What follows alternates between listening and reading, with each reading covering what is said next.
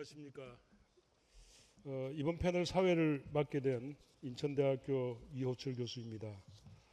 오늘 이 패널은 통일부에서 지원을 받은 패널이고요. 분단 80년 한반도 외교의 교차점이라고 하는 통일부 지원의 첫 패널입니다. 사회를 맡게 돼서 반갑습니다.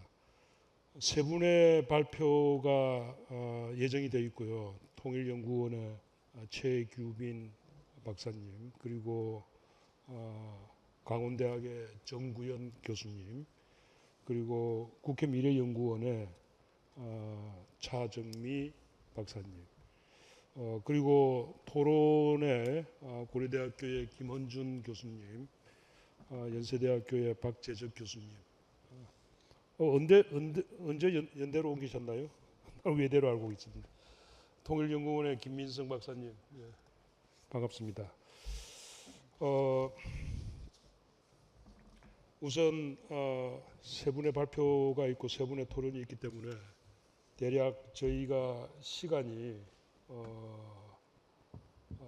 1시간 40분 정도 되는 것 같습니다. 그러니까 100분인데 세 분이 발표를 한 15분에서 20분 내로 발표를 쭉 듣고, 그리고 세 분의 토론, 지정 토론인 것으로 보입니다만 세 분의 토론을 이어서 듣는 그런 순으로 진행을 하도록 하겠습니다.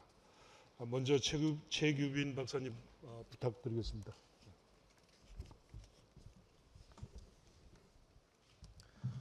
네, 안녕하세요. 네, 소개받은 통일연구원의 최규빈입니다. 오늘 무엇보다 너무 중요한 국제정치학회 학예 학술대회에 초대해 주시고 또 통일부에서 후원해 주셔서 이런 발표를 드릴 수 있도록 기회 주신 점에 대해서 깊이 감사드립니다.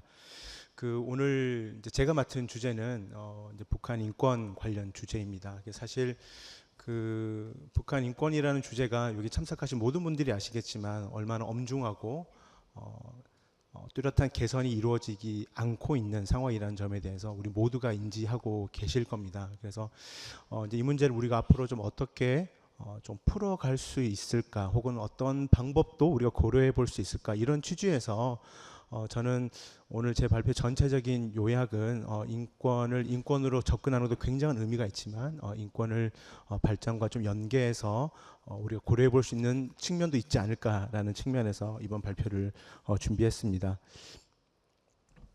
네, 오늘 제가 드릴 말씀은 사실 보시는 자료집에 조금 자세한 내용들이 나와 있긴 합니다만 크게 한 세 가지 정도 조금 말씀을 드리고자 합니다. 첫 번째는 인권과 발전이 사실은 제가 지어낸 얘기가 아니고 이미 국제사회에서 또 인권 규범 혹은 발전 규범 차원에서 지속적으로 논의가 되어 왔던 주제 중에 하나입니다. 이런 것들에서 간략하게 조금 살펴보고, 그 다음에 제가 좀 특별히 오늘 이 발표를 해서 좀 주목하고자 했던 부분은 인권 규범, 인권 메커니즘 중에서 UPR에 관해서 조금 말씀을 드리고, 그 다음에 지속가능 발전 목표와 그 다음에 UPR이 좀 어떻게 함께 좀 생각해 볼 수 있는 여지가 없는지 이런 살펴보고 대략적인 결론을 내고자 합니다. 제가 앞서 말씀드렸던 것처럼 북한 인권 문제가 왜 중요한지는 제가 이 자리에서 굳이 설명드리지 않아도 잘 아실 겁니다. 역대 모든 정부에서 여러 가지 층위가 있고 강조점이 달랐던 것도 사실이고, 조금 더 뼈아프게 말씀드리면 북한 인권 문제가 어떻게 보면 굉장히 또 도구화된 측면도 없지 않아 있고 굉장히 정치적으로 접근한 측면도 없지 않습니다. 물론 이거는 사실 인권의 발전 역사를 보더라도 비단 북한뿐만 아니라 많은 국가들에게 발견될 수 있는 문제이기도 합니다. 제가 이 자리에서 북한 인권 문제가 왜 중요한지를 따로 설명드리지는 않겠습니다. 다만 잘 아시는 것처럼 북한 당국이 국제사회에서 북한에게 제기하는 모든 인권 문제를 다 대체적으로 부정적으로 대응을 하지만 보편적 정례 검토라는 절차에 있어서는 북한이 계속 참여해왔다. 그다음에 발전적인 측면에서는 국제 개발하시는 분들이나 개발을 하시는 분들은 많은 관심을 가졌던 것처럼 북한이 지속가능 발전 목표에도 이행을 하고 있는 부분이 있습니다. 그렇기 때문에 저는 북한이 좀 국제 규범 차원에서 좀 참여하고 있고 호응을 보이고 있는 이런 측면에서 지금 살펴보면 좋겠다라는 생각을 좀 했었습니다. 그 인권과 발전이 그 어떻게 연계되어 있고 또 상호 의존적인지는 이미 제가 모두에 말씀드린 것처럼 국제사회, 특히 유엔 공동체를 중심으로 많이 얘기가 되어 왔습니다. 가장 핵심적으로는 86년 12월에 유엔 총회에서 채택됐던 그 발전권에 대한 선언이 있습니다. 그래서 왜 발전에 대한 권리가 인류 모두가 누려야 할 권리인지, 또 이 발전에 대한 권리가 이행되는 것이 어떤 의미가 있는지를 중요하게 선언한 바가 있고요. 또 아마티아 센을 비롯해서 많은 학자들이 빈곤 문제를 해결하는 것이 단순히 경제적인 문제로 접근할 것이 아니라 권리적인 측면을 자유권과 사회권과 제3세계 인권을 함께 바라봐야 할 그런 필요가 있다는 점을 말씀하고 있습니다. 그래서 뭐 저희가 잘 아는 것처럼 인권의 침해는 사실 개인의 자유의 평등의 박탈으로 이어질 수 있고 사실 발전의 근본적인 사회적 동력을 악화시키기 때문에 인권의 악화는 당연히 발전 문제도 영향을 미치고요. 그다음에 사실 저성장, 저발전은 사실 국가 운영 능력에 직접적인 영향을 주고 특별히 굉장히 어떤 저발전의 그 임팩이 굉장히 차별적으로 갈 수밖에 없기 때문에 특별히 소외된 사회적 약자 보호가 굉장히 어려워지는 측면이 있습니다. 이런 점에서 연결되어 있고요. 그다음에 제가 말씀드렸던 그 UPR, 그 인권의 많은 절차와 국제사회 노력이 있어 왔지만 그 중에서 이제 특별 절차 중에 하나인 보편적 정례 검토라는 UPR 제도가 있습니다. 그래서 인권 공동체에서는 굉장히 이 절차에 관심을 가지고 있고 제가 특별히 이 자리에서 말씀드린 이유는 북한이 보통 유엔 총회 인권 인사회에서 매년 이루어지는 북한 인권 결의에 대해서는 굉장히 극렬하게 거부하고 비판하는 측면이 있지만 이 UPR 제도에 있어서만큼은 계속해서 지속적으로 참여해 오고 있다라는 측면입니다. 사실 4차 UPR이 이제 작년 11월에 있었는데 많은 일부 연구자들께서는 북한이 국제사회가 굉장히 엄중하고 북한이 우크라이나 파병 문제 때문에 UPR 하지 않을 거다라고 얘기하시는 분도 있었는데 북한이 일단 네 차례 모두 참여를 했습니다. 자세한 얘기를 제가 좀 더 이따가 하겠습니다. 그래서 북한이 이렇게 1차, 2차, 3차, 4차 모든 주기에 참석을 했고요. 그러니까 UPR 메커니즘에 있어서는 북한 당국이 그 문구 자체를 그대로 받아들이기 어려울 수 있지만 일단 우리가 왜 UPR 제도를 지속적으로 참여해 오고 있는지를 분명히 설명합니다. 그다음에 잘 아시는 것처럼 UPR 제도 자체가 모든 인권 인사의 모든 국가가 3차까지 다 참여했습니다. 한 국가도 빠짐없이요. 그다음에 지금 4차가 진행되고 있는데 대부분 다 참여하고 있습니다. 그래서 북한이 여기에 빠지지 않고 있고 UP라는 프로세스 자체가 협력적인 자세, 그다음에 상호 대화를 바탕으로 공정하게 평가되고 있다는 것들을 북한 당국이 그렇게 표현하고 있습니다. 표면적으로는요. 그다음에 UPR은 무엇보다 이제 북한 당국이 국제사회가 하는 권고에 대해서 수용할 수 있고 주목할 수 있고 거부할 수 있는 측면이 있습니다. 그렇기 때문에 북한 당국이 뭐라고 할까요? 그렇게 좀 선택하시는 여지가 좀 있는 부분도 있습니다. 그래서 제가 말씀드렸던 것처럼 북한이 지금 4차례 지금 참여해 오고 있는데요.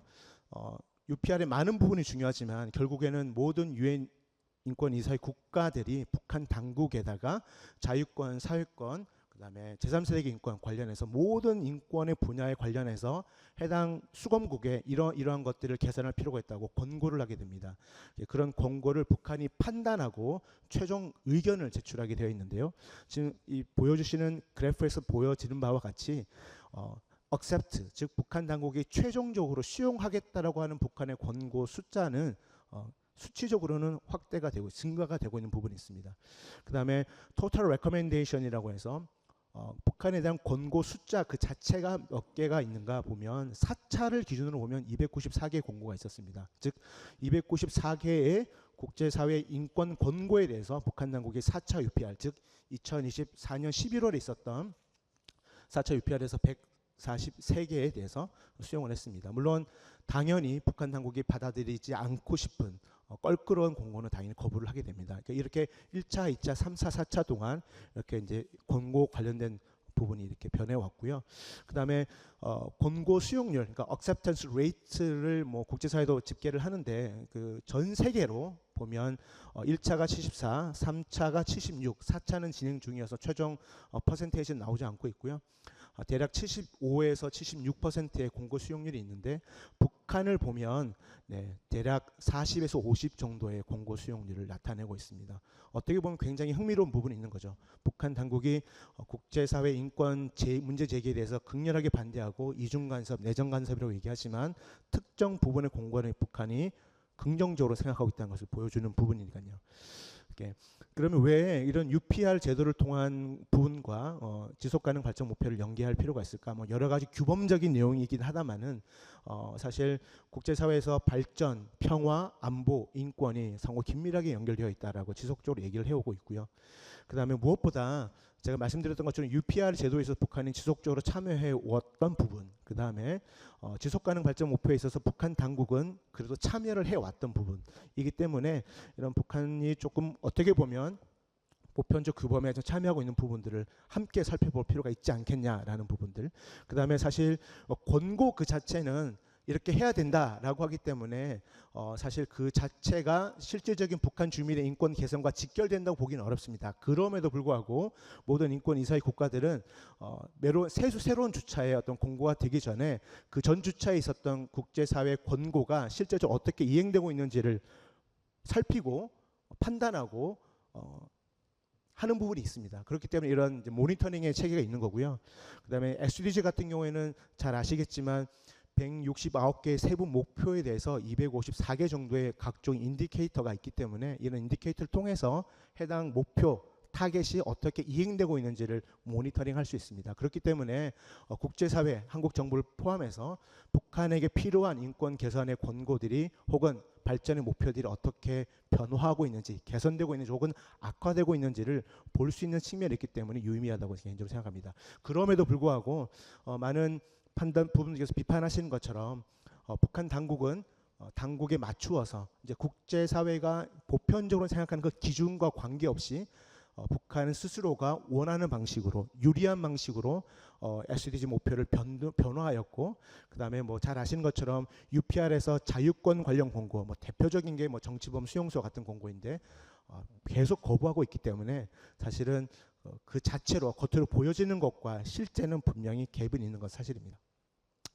제가 이제 4차 UPR이 가장 최근에 진행됐고요. 이제 그 중에서 앞서 말씀드린 것처럼 다양한 인권 측면에서 공고가 있어 왔는데 그 중에서 뭐 굉장히 뭐 셀렉션 바이어스가 있을 수도 있겠지만 SDG 관련된 공고가 사실 있어 왔습니다. 그래서 보시는 바와 같이 4차에서 멕시코가 인권에 관한 국제 협력 강화를 하고 SDG 달성을 위해서 유엔 기구와 조약 기구와 교류하고 특별 절차, 스페셜 프로시더를 계속 해라라고 하는 공고를 북한이 수용을 합니다. 뭐 보시는 바와 같이 북한이 수용하는 공고가 있고 거부하는 공고가 있는데 뭐 직접 보시면 잘 아시겠지만 누가 제안하는가도 굉장히 중요하지만 그 공고의 내용 즉 밑에 보시면 131-30의 권고, 그러니까 네덜란드가 제안했던 권고입니다. 그래서 자유권에 관한 국제협약, 그다음에 지속가능 목표 16번과 관련된 정치범 수용소 폐지, 구금시설 내 행위 중단, 이것은 사실 자유권 규약에도 굉장히 생명권과 직결된 부분이고 국제사회가 북한 인권 개선을 위해서 반드시 지적하고 있는 이 정치범 수용소 관련 공고는 매번 일관되게 거부하고 있습니다. 흥미로운 점은 네덜란드는 1차, 2차, 3차, 4차 매번 사이클마다 북한에게 정치범 수용소 공고를 하고 있는 국가 중에 하나입니다. 이런 공고는 북한이 당연히 거부합니다. 그럼에도 불구하고 지금 북한 당국이 물론 당국의 입장에서 유리한 것들을 수용하는 측면이 분명히 있지만 국제기구와의 협력이라든지 SDG 관련 협력이라든지 사회권 관련 부분에서 권고는 북한이 수용하는 부분은 분명히 존재합니다. 네, 그러면 사실 UPR 권고와 레커멘데이션과 그다음 지속가능 발전 목표에서의 타겟 혹은 인디케이터들이 어떻게 연결되고 있는지를 관심 있게 보는 여러 기구들이 있습니다. 그래서 가장 급진적이고 가장 대표적으로는 이제 네덜란드인가요? 갑자기 생각이 안 나는데 그 인권 그 단체에서 이제 이것이 어떻게 연결되고 있는지를 이제 직접적으로 데이터를 통해서 보여주고 있습니다. 그래서 북한에게 있었던 1차, 2차, 3차, 4차 모든 권고에 대해서 그것들을 어떻게 연결되어 있는지를 분석했을 때 북한은 상당히 그러니까 일정 부분 연결되어 있고요. 그 4차만 기준으로 놓고 본다면 SDG 16번, 그다음에 불평등 감소, 성평등, 그다음에 건강, 웰빙 증진과 좀 많이 연계가 되어 있는 부분입니다. 그러니까 제가 왜 이 북한이 제시했던 권고가 지속가능 발전 목표와 연결된다고 말씀드린 이유는 당연히 잘 아시겠지만 인권의 권고는 인권의 규범과 그 기준에 맞춰서 당연히 제기가 되고요. 다만 그러한 권고들은 지속가능 발전 목표의 전체적인 프레임을 봤을 때 굉장히 연결되는 측면이 있을 수 있습니다. 뭐 대표적으로 교육 관련된 권고가 당연히 있겠죠. 북한 주민의 어떤 교육권을 개선하라는 권고. 그거는 사실 지속가능 발전 목표의 4번과 연결되기 때문에 국제사회가 이렇게 연결된다고 표기하는 부분이 있고요. 실제 많은 권고들이 어떻게 연결되고 있는지를 분명히 설명하는 부분이 있습니다. 근데 단순히 북한에게 제시된 권고만 뿐만 아니라 죄송합니다.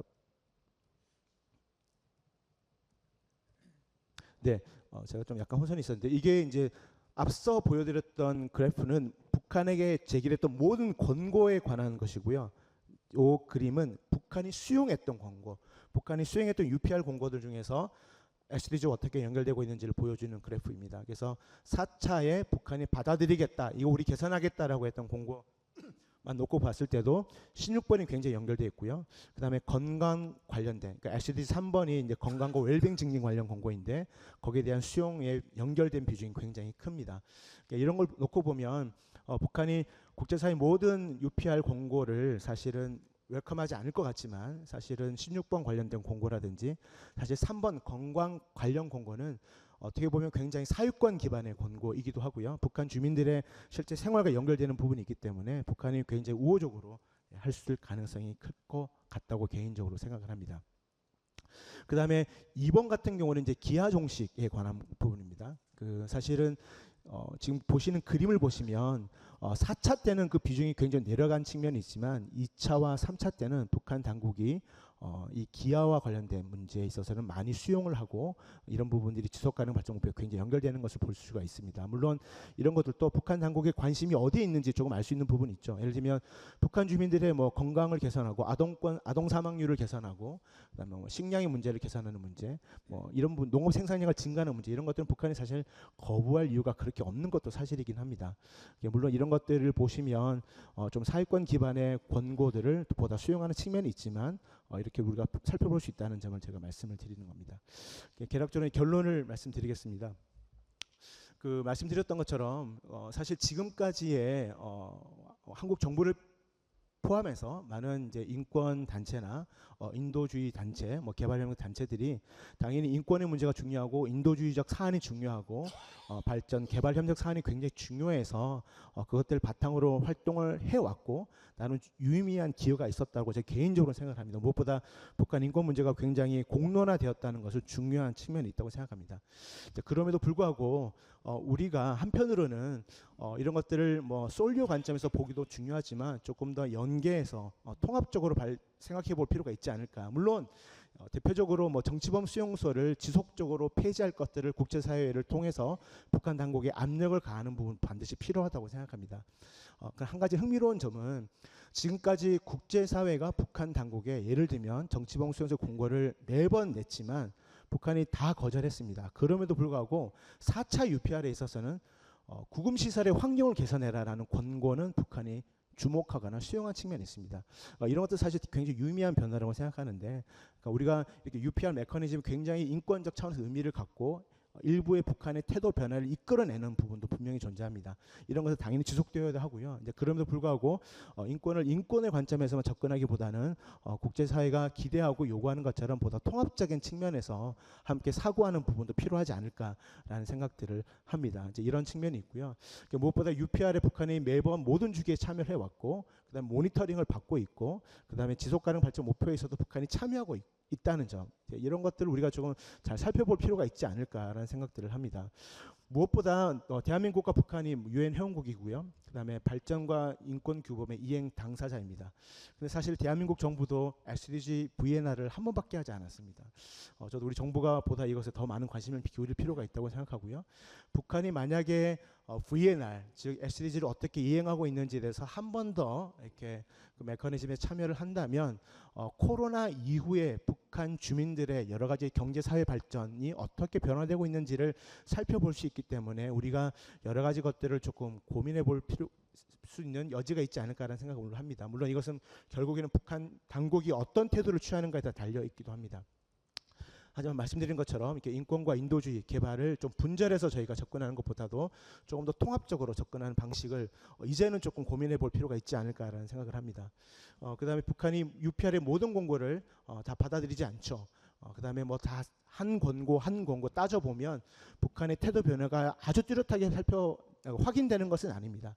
그럼에도 불구하고 1차와 4차, 1, 2, 3, 4차의 변화를 살펴보면 북한이 국제 규범, 그러니까 국제 인권 규범과 관련된 그런 것들에서 북한이 조금 태도 변화가 있는 부분은 사실이고, 그다음에 취약계층, 아동, 뭐 여성, 장애인 관련 공고는 북한이 계속적으로 수용하는 부분들이 있습니다. 그러니까 이렇기 때문에 이런 것들은 한국 정부가 지속적으로 모니터링할 필요가 있는 거죠. 좀 흥미로운 점은 UPR 3차와 4차를 넘어가면서 이제 국제사회가 북한에게 제기하는 권고 중에서 이제 기후 변화 관련된 권고가 있고요. 그다음에 문화 교류 관련된 권고도 있습니다. 이런 것들은 사실 남한과 북한이 모두가 이제 기후 변화 영향과 관련 대응을 해야 하는 필요가 있는데요. 이런 것들이 북한도 관심을 기울이고 있고 우리도 굉장히 중요한 문제라면 이렇게 조금 연계해서 제가 고민해 부분들도 생각해 볼 수 있지 않을까라는 생각을 합니다. 그다음에 물론 인권 단체와 인권 커뮤니티에서는 UPR에서 북한이 제기하고 수용했던 공고들이 실제 어떻게 이행되고 있는지, 그러니까 공고 수용 여부에 관계없이 실질적으로 어떻게 이행하고 있는지는 당연히 감시를 해야 한다고 개인적으로 생각합니다. 이런 노력은 저희가 지속해야 할 것 같고요. 차기 UPR에서 북한 당국이 대한민국이 제기했던 공고뿐만 아니라 국제사회가 제기했던 공고를 어떻게 이행하고 있는지를 반드시 확인을 할 필요가 있다고 생각합니다. 그렇기 때문에 우리가 앞으로 북한 인권 문제를 지금과의 방식에서 저희가 접근하는 것도 굉장히 의미가 있지만 북한 당국의 우선순위가 있거나 남북한 모두가 직면하고 있는 공고를 중심으로 국제사회와 협력할 필요가 있지 않을까라는 생각을 하면서 발표를 마치겠습니다. 경청해 주셔서 감사드립니다. 네, 최규변 연구원님 감사합니다. 바로 이어서 정구영 교수님 발표 부탁드리겠습니다. 네, 네, 안녕하세요. 강원대학교 정구혜입니다.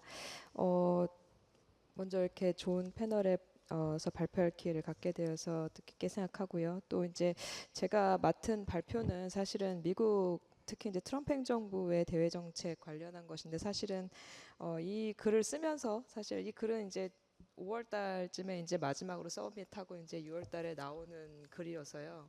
근데 이제 그 사이에 또 이렇게 전쟁이 날지 몰랐고 또 이제 이렇게 또 불확실성이 많을지 몰라서 사실은 좀 많은 부분이 좀 지금 시점과는 맞지 않긴 한데 그만큼 사실은 이 미국 대외 정책을 얘기하는 데 있어서 미국 내부에서 사실은 어떤 기존의 이제 개념이나 이론과도 사실은 트럼프를 설명하기는 좀 쉽지 않다. 이제 미국 내에서는 사실 트럼프 개인에 대한 그 반감이 너무 크기 때문에 오히려 이제 이렇게 이론적으로 접근하는 거에 대해서 약간 좀 오히려 좀 반감이 있는 그런 분위기라고 보시면 될 것 같습니다. 근데 저는 논문을 써야 하니까, 그러니까 이제 이런 기존의 이제 개념들을 중심으로 한번 트럼프 행정부를 살펴봤고요.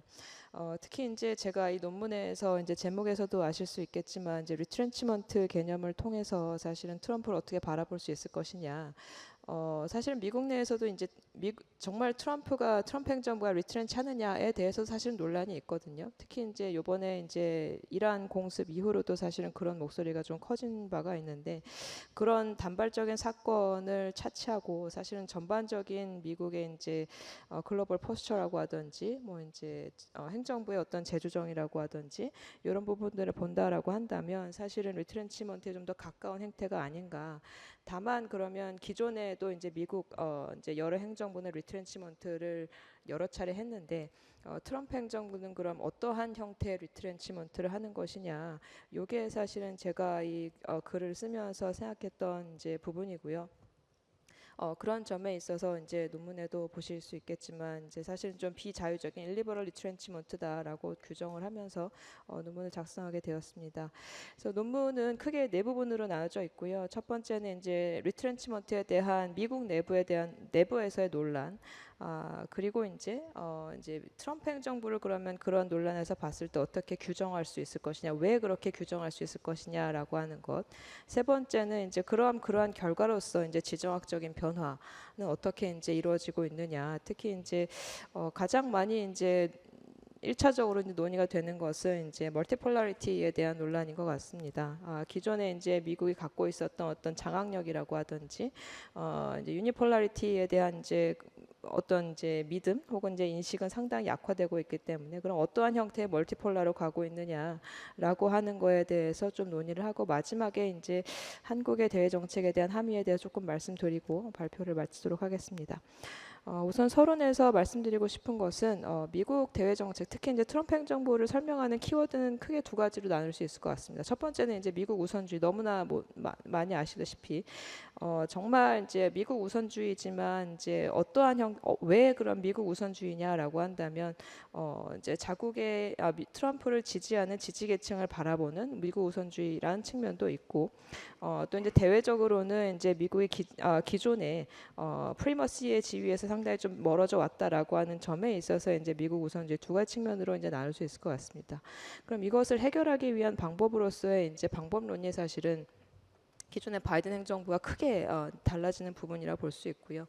바이든 행정부는 지난 우리 한국의 정부와 마찬가지로 사실은 이제 동맹 위주의 정책이었다라고 한다면 트럼프 행정부 같은 경우는 이제 딜 메이킹, 스트래티직 이제 디플로마시 딜 메이킹이라고 해서 강대국 외교를 통한 사실은 미국 우선주의를 실현하고자 하고 있는 것 때문에 이 두 가지가 이제 접합돼서 나오는 결과가 그러면은 이전에 정말 자유주의 진영 간의 연대라고 하는 상당히 이상주의적인 결론이 아니라 세력권 분할로 가고 있는 그런 쪽으로 이제 추동하고 있는 모습이 보여지고 있는 것이 지금의 상황이라고 볼 수 있을 것 같습니다. 그러한 이제 추세를 설명하기 위해서 그러면 지금의 상황을 어떻게 미국의 리트렌치먼트로 설명할 수 있느냐라고 하는 부분들을 좀 다뤄봤습니다. 리트렌치먼트는 사실은 트럼프 행정부가 처음 시작한 것도 아니고요. 그러니까 이제 여러 행정부에 걸쳐서 이제 냉전기에도 많이 일어났었고. 이제 미국의 지위가 사실은 이제 그러니까 이제 꼭대기에서 이제 내려오고 있다라고 하는 인식이 이제 갖춰지거나 하고 이제 전후에 있어서의 대외 정책에 있어서 많이 보였던 행태라고 보실 수 있을 것 같습니다. 대표적인 행태가 이제 외교 비용 절감, 지금 트럼프 행정부에서 많이 보이는 거, 위험을 이제 완화하든지 탈과 안보 분담 확대, 그다음에 이제 핵심 지역으로의 자원 재배분 이런 식의 행태라고 한다고 정의 내린다고 한다면. 이런 식의 이제 행태는 사실은 이제 기존에 뭐 이제 아이젠하워에서 닉슨, 뭐 이제 카터 여러 이제 행정부에서도 많이 나타난 바 있습니다. 이런 거에 대해서 사실은 뭐 이제 당시로서는 사실은 전후였기 때문에 비용 건감이라는 측면에서 상당히 좀 받아들여졌지만 리트렌치먼트 자체로서는 사실은 많은 논란을 보였습니다. 예를 들어서 이제 리트렌치먼트가 정말 현실화되거나 좀 더 이제 그 정도의 수가 높아진다라고 한다면 뭐 이제 뭐 최악의 경우는 이제 미국이 이제 지역 공약이 약화되거나 혹은 그 지역에 있는 동맹국들의 이제 연대가 약화되거나 이제 극단적으로는 핵 확산에 대한 가능성 이런 것들도 이제 사실 논의가 됐고 그렇지만 축소 전략을 그럼에도 불구하고 이제 오프쇼어 밸런싱도 이제 좀 더 다른 수준에서의 이제 같은 입장이라 보시면 될 수 있을 것 같은데 결과적으로는 미국의 어떤 장기적인 이제 프리머시 유지를 위해서 지금의 자율성을 확보하는 게 상당히 이제 필요하다. 그런 측면에서 축소 전략은 필요하고 이제 그런 점에 있어서 각 지역별로 물론 모든 것을 이제 고립주의로 가는 것은 아니지만 각 지역에 있어서의 이제 강대국들의 역할, 동맹국들의 역할을 상당히 강조하는 부분들이 이제 축소 전략에 대한 이제 지지하는 입장이었다라 보시면 될 것 같습니다.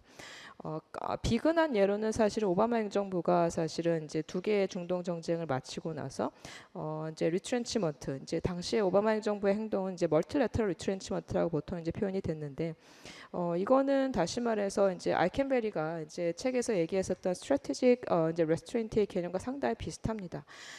미국의 이제 국력이 상당히 약화된 건 맞지만 국제사회에서의 리더십과 이것을 유지하기 위한 미국의 외교적 노력은 유지되어야 된다. 미국이 타국에 대해서 힘을 제한하는 동시에 물리적인 힘은 제한하지만 규칙과 규범, 제도를 통해서 미국의 어떤 비대칭적인 프리머시는 제도화하려고 한다라고 하는 점에 있어서 오바마 행정부는 멀티래터럴 리트렌치먼트라 보통 이제 개념화가 됩니다.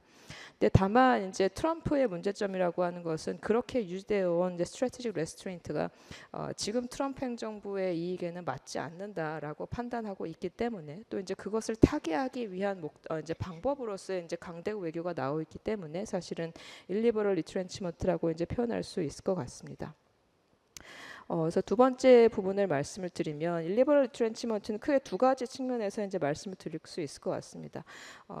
극히 표면적으로 보여지는 부분은 사실은 트럼프나 사실은 일기와는 달리 트럼프 측근들, 그러니까 이제 백악관이나 이제 주요 이제 장관에 이제 인선된 사람들에 보여지는 민주주의나 이제 인권이나 기존의 규칙 기반 질서에 대한 어떤 커미트먼트가 전혀 보이지 않는다라고 하는 점들, 그것이 이제 사실은 미국의 이익을 달성하는 데 있어서 중요하지 않다라고 하는 태도들을 많이 보이고 있다라고 하는 게 사실은 가장 큰 문제점이고요. 사실은 이러한 태도 때문에 가능할 수 있었던 게 최근에 가장 많이 논의가 되었었던 역키신저 전략이라고 보실 수 있을 것 같습니다. 그러니까 이제 역키신저 전략은 사실은 이것을 뭐 이제 오바마 행정부 때도 사실은 이제 미러 간의 이제 관계 개선을 생각하지 못했던 건 아니지만 앞서 말씀드렸다시피 이제 러시아의 이제 미국 선거 개입이라고 하든지 뭐 제재를 이미 하고 있는 상황이었기 때문에 사실은 그러한 이제 규범적인 이제 어떤 관념적인 이제 제약 앞에서 사실은 미러 간에 이제 지금과 같은 러시안 피봇이 일어나지 않았다라고 보시면 될 것 같습니다. 이제 트럼프는 그것을 극복하고 사실은 미중 경쟁에 집중하기 위한 하나의 방법으로서 프리머스를 획보하기 위한 방법으로서 이제 역해신저 전략을 시작했다라고 하는 것이고요. 요런 이제 역신저 전략은 사실 잠깐 번외로 말씀드리면 이것이 그러면 성공할 것이냐라고 하는 점이 사실은 최근에 가장 많이 논란이 됐었던 것 같습니다. 역행시저 전략은 사실은 이제 냉전기의 어떤 그 유사한 이제 상황을 사실은 이제 경험으로부터 이제 도출한 전략이라고 볼 수 있고 트럼프 행정부에서는 이것이 상당히 성공할 것이라고 상당히 확신하고 있었던 걸로 보입니다. 근데 이제 이것이 성공한다라고 한다면 결국은 중국이 이 미러 간의 관계 회복을 상당히 위협적으로 생각해야 되는 것이고 또 이제 이러한 것에 대해서 이제 반대하는 이제 목소리를 내야 된다라고 하는데 오히려 중국은 이제 미러 간의 이제 위협을 상당히 기회로 간주하고 있고 미국이 러시아에 접근함으로써 나타나는 효과로서 이제 유럽 국가들, 유럽 동맹국들 간의 분열이라고 하든지, 혹은 나토 내부에서 이제 분열이라고 하든지 이런 것들이 오히려 이제 중국에게는 기회가 될 수 있다라고 판단하고 있는 것 같습니다. 그래서 이제 사실은 미러 간에 이제 라프로쉐망이 일어났을 때 여기에 대해서 중국은 비판적인 입장을 취하지 않았고, 또 이제 미러 간의 그런 라프로쉐망이 결국은 이제 우크라이나 전쟁의 이제 종전이 이제 가장 중요한 계기가 돼야 되는데 그게 단기간에 일어날 거라고 이제 확신하지 않고 있었습니다. 그래서 이제 중국은 사실 관망하는 입장이었고 이게 성공할 것이냐, 미국이 정말 러시아와의 어떤 관계 개선을 통해서 이제 중국에 이제 밸런싱을 할 것이냐에 대해 상당히 크게 이제 뭐 위협적으로 생각하지 않았던 것 같습니다. 이제 그래서 이제 역해신저 전략은 이제 미국 이제 워싱턴 내에서는 사실은 이제 효과적이지 않다라고 하는 것이 정설이지만 앞으로 이제 트럼프 행정부는 또 어떻게 이 러시아 접근법을 다시 이제 재가동할지는 좀 더 두고 봐야 할 것 같습니다. 어쨌든 이러한 이제 특징들 때문에 사실은 일리버럴 리트렌치먼트, 그러니까 이제 주변, 그러니까 이제 민주주의 국가나 규칙 기반 질서, 유사 입장국들과의 이제 협력이나 연대가 아닌 강대국들, 특히 이제 권위주의적 국가들과의 이제 얼라인먼트를 통해서 사실은 문제를 해결하려고 했던 것들이 이제 사실은 일리버럴 리트렌치먼트라고 표현이 될 수 있을 것 같고, 이것 때문에 사실은 바이든 행정부 때와는 다른 전략적 지형이 만들어지지 않은가 생각이 듭니다. 다각적 내러티브는 시간이 얼마 안 남아서 다각적 내러티브는 이제 그런 측면에서 이제 주변국들의 인식을 바꿔놓는 차원에서 이제 생겨나고 있고요. 한국의 대외정책적 도전으로 이제 빨리 이제 진행을 해보면 사실은 지금과 같은 이제 연대가 와해되고 강대국 간의 이제 어떤 영향권 분할이 이제 생겨날 가능성이 높은 상황 속에서 한국의 대외정책적 어떤 전망이나 도전이라고 하는 것은 과거보다 좀 더 이제 복합적이지 않은가 생각이 듭니다. 그러니까 이제 지난 정부나 지난 바이든 행정부나 그 시기만을 놓고 보면은 사실은 전략적 명확성이라고 하는 것이 상당히 중요한 에셋이 될 수 있었을 텐데, 사실은 그렇다고 해서 지금 실용 외교를 한다라고 하는 게 한국에 있어서 에셋이 될 수 있을 것이냐라고 하는 것을 좀 더 두고 봐야 될 상황이라고 봅니다. 이제 이것에 대해서 지금 중국이나 러시아가 아직 입장을 내놓지 않고 있고, 또 이제 지금은 또 이제 이스라엘과 이란의 이제 전쟁이 이제 막 종전된 상황인 것이고 이것이 또 이제 사실 러시아와 중국에게 어떤 영향을 줄 것인지 아직까지는 좀 두고 봐야 되는 것이기 때문에 뭐 한국에 이제 어떠한 외교적 스탠스를 정해야 될 것이냐라고 한 건 두고 봐야 될 것 같습니다. 또 이제 사실은 한국이 가장 주목해야 될 부분 중에 하나는 이번 이란 이스라엘 전쟁에서도 볼 수 있었지만 미국 마가 내부에서도 사실은 외교 정책에 대한 어떤 의견 일치는 보이지 않고 있습니다.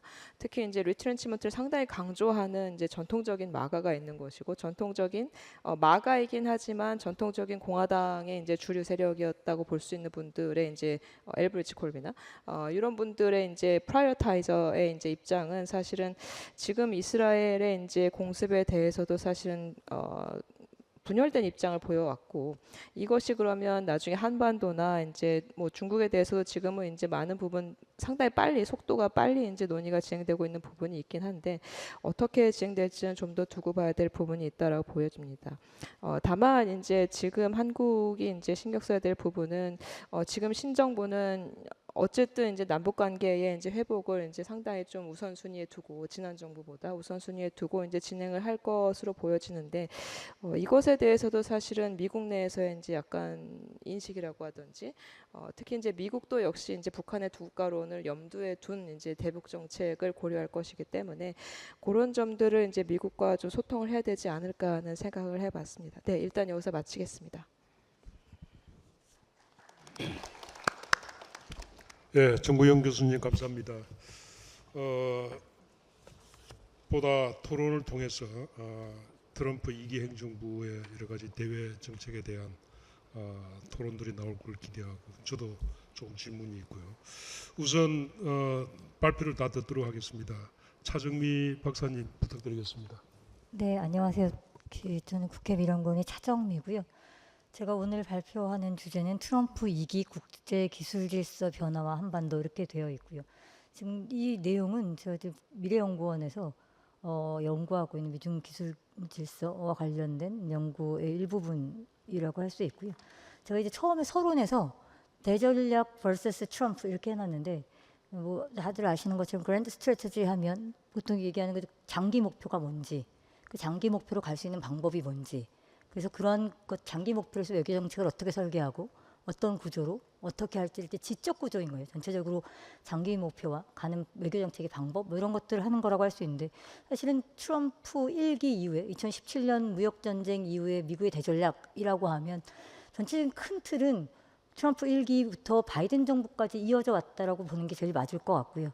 큰 틀에서 보면 미국의 프라이머시가 패권이 위협받고 있다라고는 위협인식 미국의 패권이 위협받고 있다라는 가장 큰 도전적 위협은 뭐냐면 중국이다라고 하는 것. 중국 단순히 중국이 아니라 중국의 기술 굴기, 특히 인공지능이나 양자기술이나 같은 핵심 신행기술 분야에서 중국이 부상하고 있는 것들이 미국이 패권을 유지할 수 있었던 가장 핵심적인 토대였던 첨단 기술 우위를 위협한다라고 하는 게 사실은 큰 틀의 위협인식이었고 그 차원에서 트럼프 1기부터 바이든 정부까지 이어져 왔던 큰 틀의 우리가 대전략의 가장 큰 구조라고 한다면 아더링이라고 하는 거였던 것 같아요. 근데 가장 핵심 목표는 첨단 기술 우위를 어떻게 유지하느냐. 그거를 하려면 어떻게 해야 되냐라고 하는 두 가지 축이 뭐냐면 하나는 중국이 다른 국가라고 얘기를 해야 된다는 거예요. 이게 보통 이제 그 우리가 이렇게 갑자기 프리드버그, 에이든 프리버그나 아니면 그 코에이나 그 같은 사람들이 얘기했던 게 뭐냐면 아더링은 중국은 우리가 다르다라는 내러티브가 중요하다는 거예요. 그래서 결국은 중국은 권위주의 국가이고 중국의 기술 부상이 권위주의 기술의 확산이라는 거고 그래서 중국의 기술 부상을 억제해야 된다라는 내러티브를 했었고요. 그래서 그 차원에서 보면 다른 국가이니 아더링이라는 차원에서 모빌라이제이션 두 번째는 이제 그러니 자유민주주의 국가들끼리 힘을 합쳐서 연대해서 중국의 기술 굴기를 억제해야 된다라고 하는 내러티브를 했었고요. 그 차원에서 모빌라이제이션, 유사입장국들과의 연대, 협력을 가장 중요하게 강조했었던 게 트럼프 1기부터 2기까지 그 바이든 정부까지 이어졌던 큰 틀의 구조라고 한다면 사실은 그러한 큰 틀의 구조가 트럼프 2기 들어오면서 굉장히 위협받고 있다라는 거죠. 여러분들이 아시는 것처럼 트럼프가 계속 뭐 그린란드 문제에서부터 캐나다가 51번째 주가 되라고 하는 거에서부터 무력을 사용해서라도 우리가 뭐 그린란드를 통합하겠다는 거에서부터 여러 가지 논의 자체가 기존에 있었던 대전략의 가장 핵심적인 축이었던 권위주의 vs 민주주의라는 권위주의 대 민주주의 구도로 글로벌 질서의 경쟁 구도를 규정하면서 자유민주주의 국가들 간의 기술 협력과 동맹을 통해서 중국의 기술 굴기를 억제하고 있었던 구조 자체를 트럼프 스스로가 무너뜨리고 있고요. 그래서 사실은 자유민주주의의 연대라고 하는 것 자체가 위협을 받고 있고, 아시는 것처럼 뭐 러시아와의 협력 빅딜의 가능성부터 해서 시진핑을 좋은 지도자라고 얘기하고 북한 김정은과의 좋은 관계를 계속 얘기하고 있는 것들, 그러면서 젤렌스키에 대해서 우크라이나가 독재를 하고 있어서 실질적으로 우크라이나의 일정부 우크라이나 전쟁에 책임이 있다라고 얘기하고 있는 것들, 이 모든 것들이 사실은 큰 틀에서 권위주의 vs 민주주의라고 했던 규정 자체를 트럼프 2기가 스스로 무너뜨리고 있는 과정이라고 할 수 있고요. 그러면 그 구조 자체에서는 사실 모빌라이제이션이라고 하는 유사 입장국들과의 협력과 연대라고 하는 구조를 트럼프 스스로가 무너뜨리고 있는 것. 그리고 또 하나의 축은 사실 첨단 기술 우위, 과학 기술 우위가 미국의 가장 핵심적인 전략이었다고 한다면, 최근에 트럼프가 하고 있는 여러 가지 예산 감축, 그러면서 이제 조직 연대 해체 뭐 이런 것들을 보시면 아시는 국제개발협력처 같은 예산을 거의 없애면서 해체하는 작업, 그러면서 자유방송 보이스 오브 아메리카 같은 것들의 지원을 다 해체하는 것, 이런 것들이 사실은 미국이 대전략적 차원에서 가장 중요하다고 생각했던 자유민주주의라고 하는 것들의 내러티브, 그러면서 중국 기술 우위를 협력을 통해서 억제하고 있는 모든 것들을 해체하고 있는 과정이라고 볼 수가 있고요. 그것뿐만 아니고 과학기술재단과 관련 과학연구재단의 예산도 상당 부분 엄청난 액수의 예산 감축이 있었고, 그러면서 최근에 보시는 것처럼 뭐 하버드에 투자하는 것, 뭐 이런 것들처럼 가장 미국의 기술 우위의 핵심이었다고 하는 것들의 지적 재산까지도 지금 스스로 흐트러뜨리고 있는 것들이 있다라고 할 수 있고요.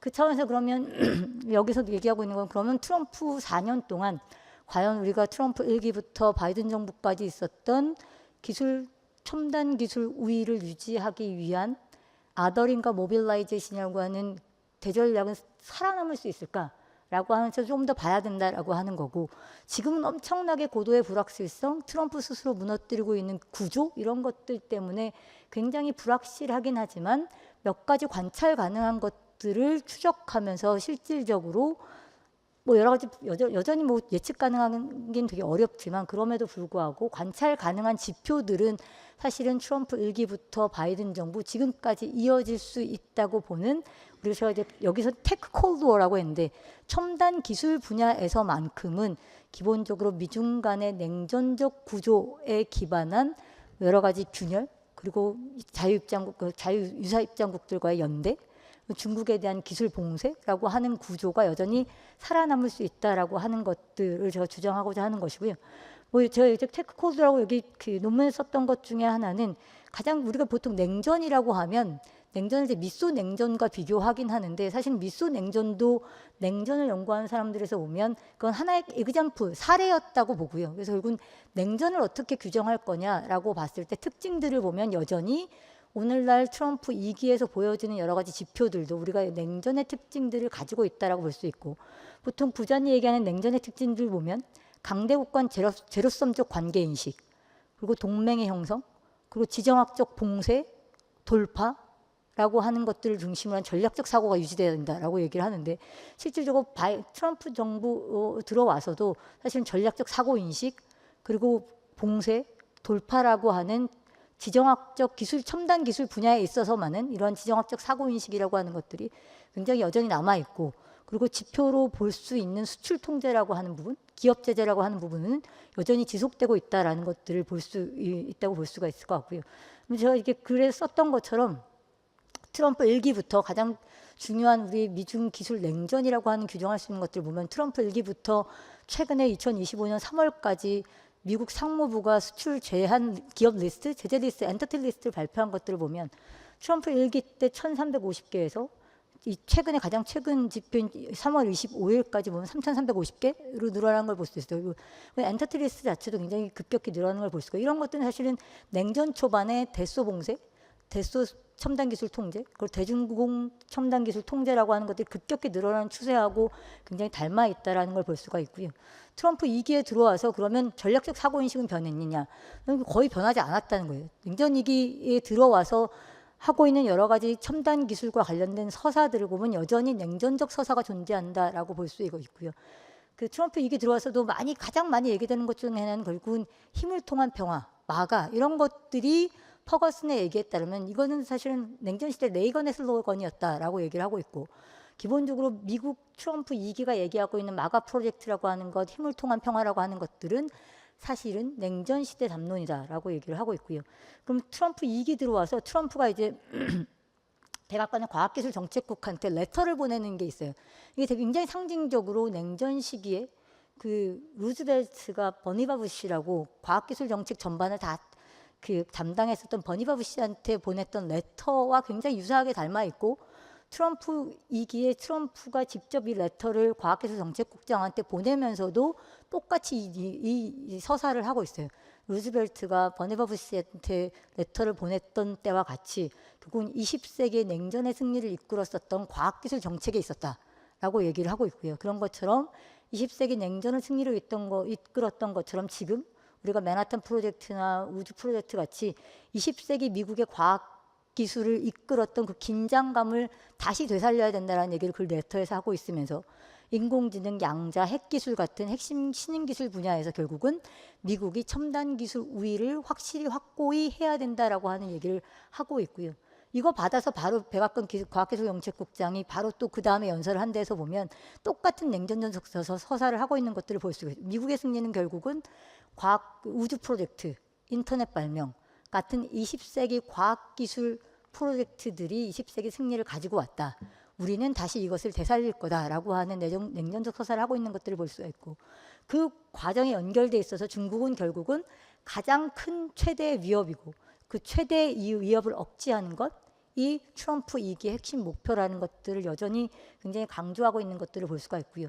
트럼프 국가과학재단에서 이제 2026년 예산을 보면 국가과학재단 예산이 상당 부분 삭감이 됐어요. 결국은 그 과학재단 예산이 삭감이 됐는데, 대부분 삭감됐다라고 하면 기본적으로 전체 같지만 뭐 기후환경, 기초과학 분야에서 삭감이 된 거고, 사실은 인공지능, 양자로 재편하겠다는 거예요. 결국은 전체적인 예산 자체를 인공지능, 양자 같은 신흥기술 분야로 재편하겠다는 계획을 세우고 있고, 또 하나는 기본적으로 중국도 마찬가지로 기본적으로 지금의 미국의 대중국 기술 봉쇄가 냉전 시대와 닮아 있다라고 생각을 하고 있고, 최근에 이제 중국에서 나오는 서사들을 보면 이 마오의 서사들을 굉장히 다시 되살리고 있어요. 마오가 뭐라고 하냐면, 그 당시에 이제 마오가 얘기했던 건 이 냉전 시대는 우리가 결정할 수 없다라고 얘기를 하고 있어요. 그러면서 과거 트루먼과 아이젠하워 같은 미국 대통령들이 이걸 그만둘지 안 그만둘지는 결정하게 될 거고, 결국은 이 싸움이 굉장히 오래 갈 거니 우리는 이 싸움을 견뎌야 된다라고 하는 마오의 서사를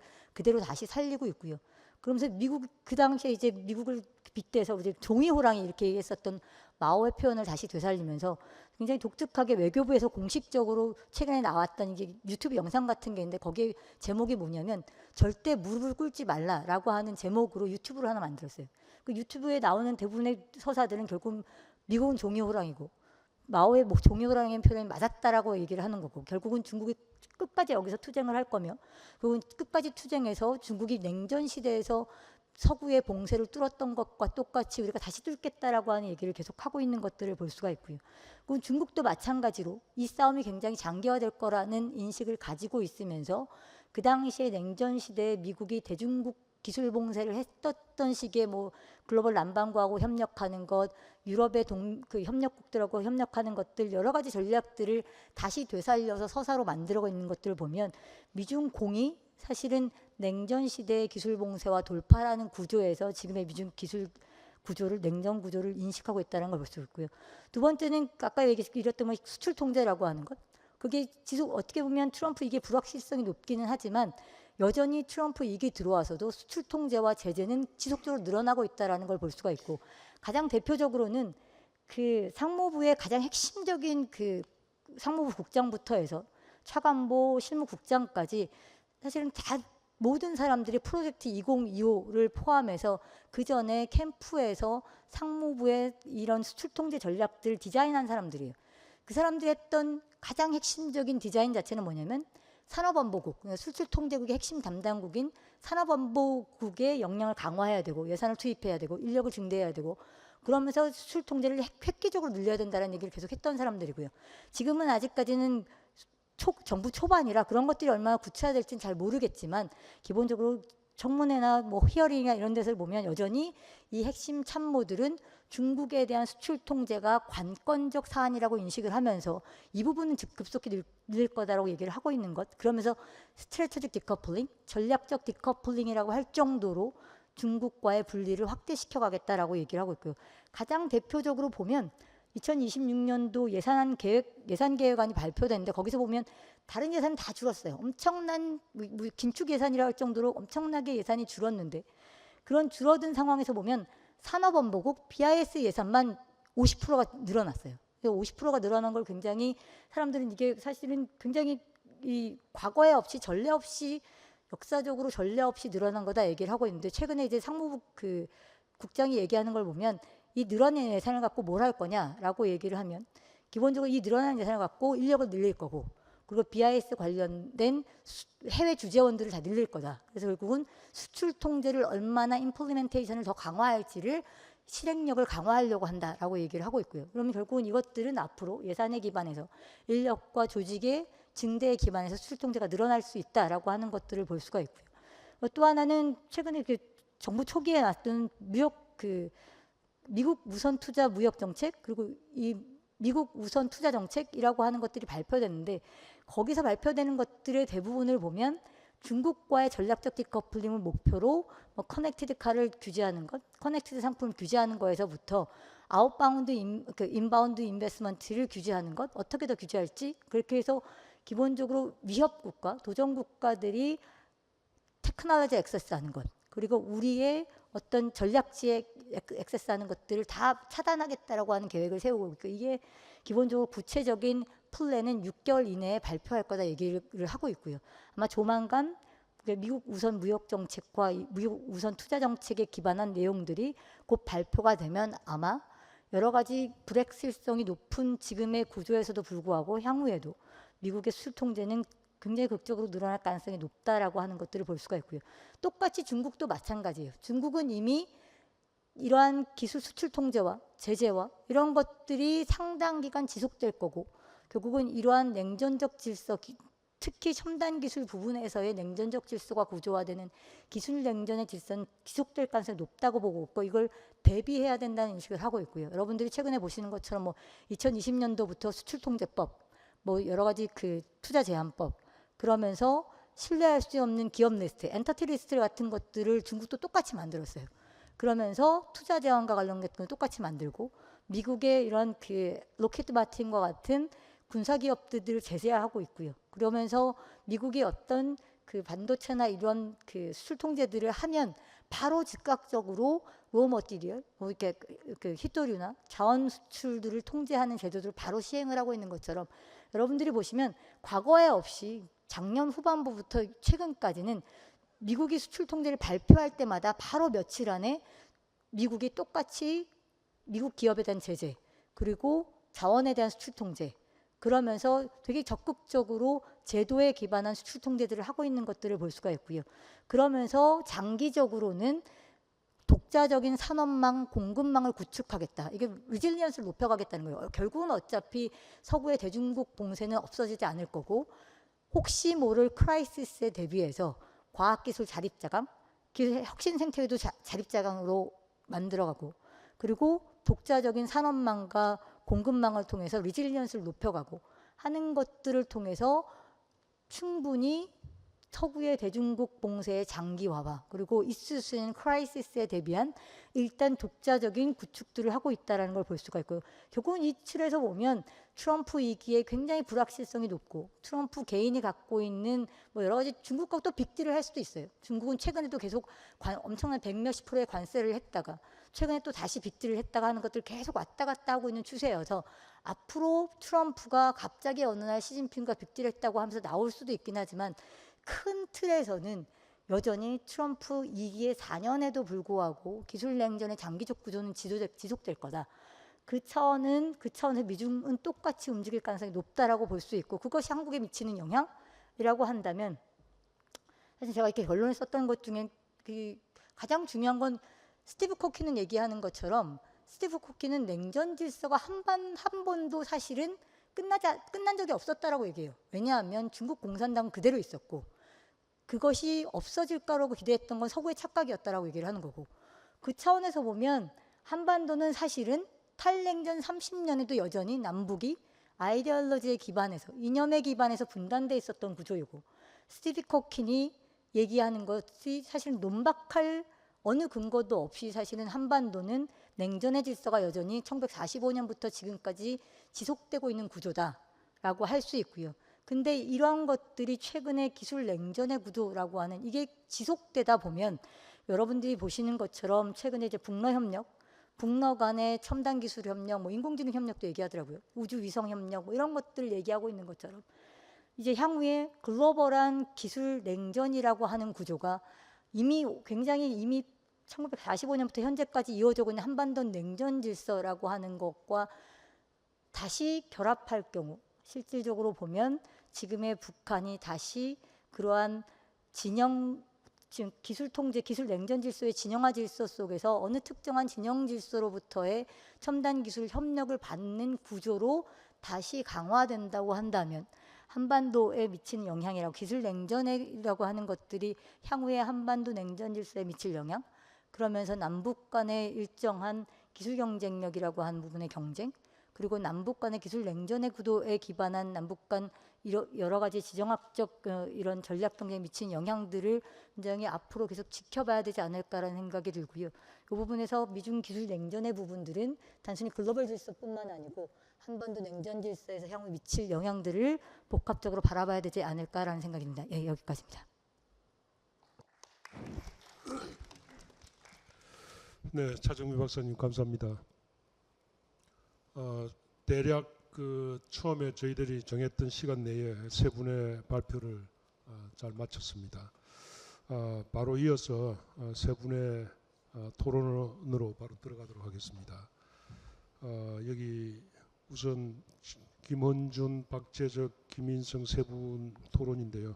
지금 각자 지정 토론으로 하시는 거죠? 네. 먼저 김헌준 교수님 부탁드리겠습니다. 예, 일단 최 교수님 논문과 발표 상당히 흥미롭게 들었고요. 상당히 중요한 북한 인권이라는 주제를 기초로 해서 특히 이제 최근에 이제 북한이 적극적으로 참여하고 있는 UPR, 그리고 그것을 좀 어떻게 하면은 그 SDG라고 얘기하는 그런 어떤 사회권적인 요소하고 결합을 해서 좀 더 북한 인권을 증진할 수 있을까 하는 그런 실천적인 함의를 가진 페이퍼인 것 같습니다. 그리고 말씀하신 대로 인권과 평화, 특히 이제 유엔 안보리에서 논의되는 상당히 중요한 주제이고, 그다음에 유엔 전반에서 논의되는 발전이라는 주제를 더해서 이제 북한이 이제 수용할 수 있는, 물론 이제 발전과 평화 이외에도 이제 말씀하신 페이퍼에서 말씀하신 이제 인도주의적인 요소도 있지만은 어쨌든 그런 것들을 다 통합해서 북한 인권을 접근할 수 있는 방안에 대해서 고찰을 하셨다고 생각이 됩니다. 페이퍼를 중심으로 토론을 하겠는데, 물론 이제 발표에서 페이퍼에서 말씀하시지 않았던 뭐 추가적인 내용이나 아니면 그런 부분도 이제 제가 이제 동의하는 부분도 있어서 뭐 그런 부분도 조금 말씀드리도록 하겠습니다. 예, 일단 저는 이 페이퍼 자체를 하나의 이제 독립된 페이퍼로 생각을 하고 들여다봤습니다. 그러니까 물론 제가 생각했을 때 지금 최 박사님이 접근하신 방법은 기존의 이제 어떻게 보면은 정치적인 아니면 시민적인 권리 위주로 이렇게 약간 기울어져 있는 그런 곳에 이 사회권이라는 거, 특히 SDG를 넣으면은 어떻게 좀 더 이게 평평해질 수 있을까 하는 그런 큰 관점에서 보셨다고 저는 생각이 되는데, 그럼에도 불구하고 저는 이제 정치적 시민적 권리, 그러니까 한 페이퍼 안에서 과연 이제 정치적 시민적 권리를 어떻게 얘기를 할 수 있을까, 그리고 이 주장을 어떻게 좀 더 체계적으로 만들 수 있을까 하는 부분에서 생각을 해봤을 때 가장 첫 번째 이제 커멘트는 그 SDG와 그다음에 그 인권 이것을 이제 연계하는 장단점에 대한 좀 체계적인 그 균형 있는 접근이 좀 더 낫지 않을까. 그러니까 지금 현재는 전반적인 인권 상황이 정치적 시민적인 권리 위주로 돼 있어서 이제 사회권 부분을 활용을 해서 좀 더 인권의 지평을 넓힐 수 있는 쪽으로 얘기를 하셨는데, 근데 이제 전체적으로 봤을 때는 이제 제가 여전히 궁금한 것은 그러니까 시민적 정치적 권리를 이제 이제까지 쭉 해왔는데 그것이 가진 물론 한계도 있고 그렇지만은 왜 이 그 사회권과 연결했을 때 왜 긍정적인 효과가 나올 수 있을까 하는 부분은 충분히 설득이 됐어요, 저는.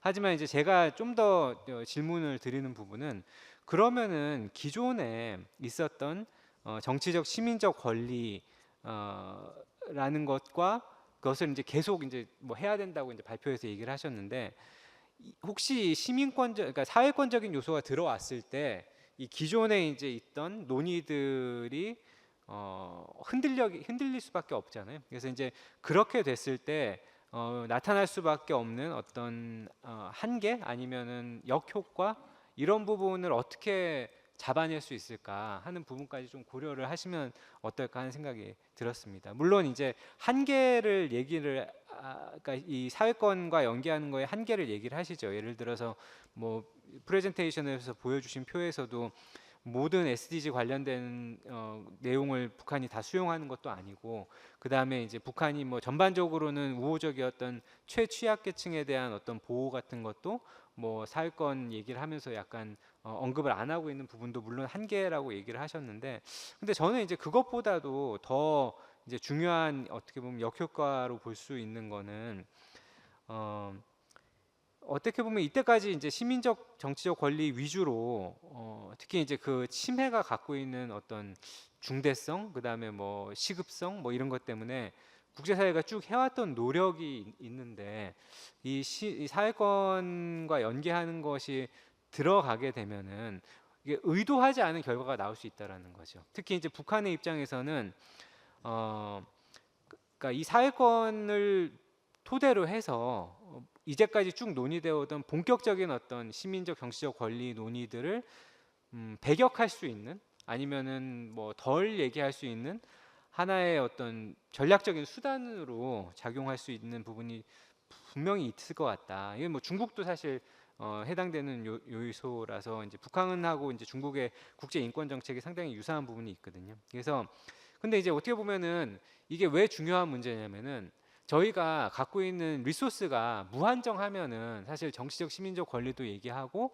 사회권도 얘기하고 뭐 이렇게 할 수 있는데, 그런데 어떻게 보면은 아까도 말씀하셨듯이 북한은 1대1 압박, 특히 이제 뭐 많이 압박하는 이제 국가로 치면은 뭐 미국이나 일본이나 한국이 반감이 심하고, 그다음에 뭐 EU도 반감이 있는데, 근데 어쨌든 뭐 그거는 우리가 이제 어떻게 보면 이제 1대1로 할 수 있는 부분인데 그거는 효과가 적고, 그다음에 그나마 효과가 있는 게 이제 유엔이나 이런 다자기구들을 활용한 건데, 근데 이제까지 어떻게 보면은 그 갖고 있는 리소스를 대부분 이제 정치적 시민적 권리 위주로 많이 사용을 해왔다면은 그것을 이제 나눠서 써야 되는 거죠, 사회권으로. 그러면은 과연 북은 이것들을 전략적으로 활용하지 않을까? 왜냐하면 이제 특히 이제 이 유엔에서의 어떤 압박이 그나마 북한이 정당성을 인정하는 유일한 어떤 공간인데, 이곳에서 이제 사회권 관련된 논의들을 이제 넓히는 것이 갖고 있는 이제 북한이 이제 좋아할 수 있는, 예를 들어서 진짜 인권에 대한 어떤 거부나 이런 것들을 배격하는 전략, 아니면은 북한 입장에서는 뭔가 인권이라는 것에 뭐 이건 중국도 동일하게 하고 있는 건데 그 초점을 흐리는 거죠. 이걸 분산시켜서. 그래서 이런 부분이 이제 논의가 돼야 될 것 같다라는 생각이 들고요.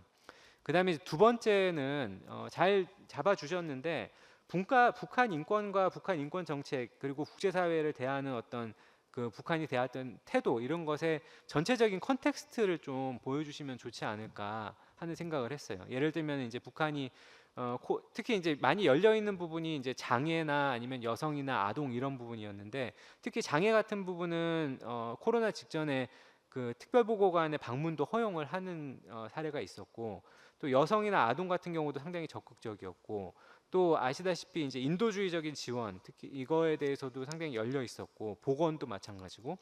그래서 물론 이제 시민적 정치적 권리에 대해서는 알레르기 반응을 보이지만은, 그래서 그리고 그지만 이제 북한도 나름대로 중국과 유사하게 비슷한 시기에 인권이라는 것을 헌법에 포함시켰고, 그래서 뭔가 이런 전반적인 이제 상황과 그다음에 SDG를 연계하는 것이 어떤 의미가 있나 하는 것들을 이제 보여주시는 것이 상당히 의미가 있을 것 같아요. 왜냐하면 지금 현재는 이제 UPR 중심으로 논의를 하다 보니까 2008년도 이후에 이제 북한의 어떤 유엔에서의 다자적인 모습만 보여주는데, 그런 모습 이외에 북한이 어느 부분에선 열려 있었고 어느 부분에서는 그렇지 않았고, 그래서 지금 SDG랑 연계했을 때도 어느 부분은 더 가능성이 있고 어느 부분은 덜 가능성이 있을까 하는 부분을 좀 체계적으로 보여주시는 게 논의를 좀 더 견고하게 만들 수 있다는 생각이 들었고요. 그다음에 세 번째는 물론 이 페이퍼 성격이 약간 오버뷰하는 페이퍼이긴 한데, 향후에 좀 발전을 위해서는 기존에 이제 이미 나와 있는 이제 UPR 관련된 연구, 물론 많지는 않아요. 근데 이제 UPR 관련된 연구가 없진 않아 가지고, 제가 알기로는 특히 이제 호주에서 이제 조나단 샤우라는 사람이 UPR 권고에 대해서 이제 정리를 해서, 특히 이제 왜 어떤 권고는 수용하고 어떤 건 수용하지 않는가, 그리고 그 수용하는 것의 성격은 무엇인가, 결론은 별로 힘들지 않은 거는 대부분 수용한다라는 얘기인데, 이런 논의와 그다음에 이제 영문으로 쓴 거는 이제 뭐 우병원 교수도 하나 쓴 걸로 알고 있고, 그래서 물론 이거 말고도 이제 국내에서 이제 UPR 관련된 여러 일반적인 논의들이 있어서, 그런 컨텍스트 안에서 이제 북한을 보면은 좀 더 이제 그 SDG와 연결할 수 있는 부분에 있어서 어떤 기존에 이제 특히 UPR과 관련돼서 해왔던 어떤 권고를 수용하고 어떤 거를 거부하는가, 그다음에 왜 그것들을 거부하는가, 이런 물론 지금 페이퍼에서 이제 1차적으로 되어 있지만은 그런 부분을 좀 더 포함시키면은 좀 논의가 또 탄탄해지지 않을까라는 생각이 들었고요. 그다음에 이제 마지막으로는 현재 그 UPR 권고와 SDG 연계 관련돼서 상당히 많은 정보가 들어있어요, 페이퍼에.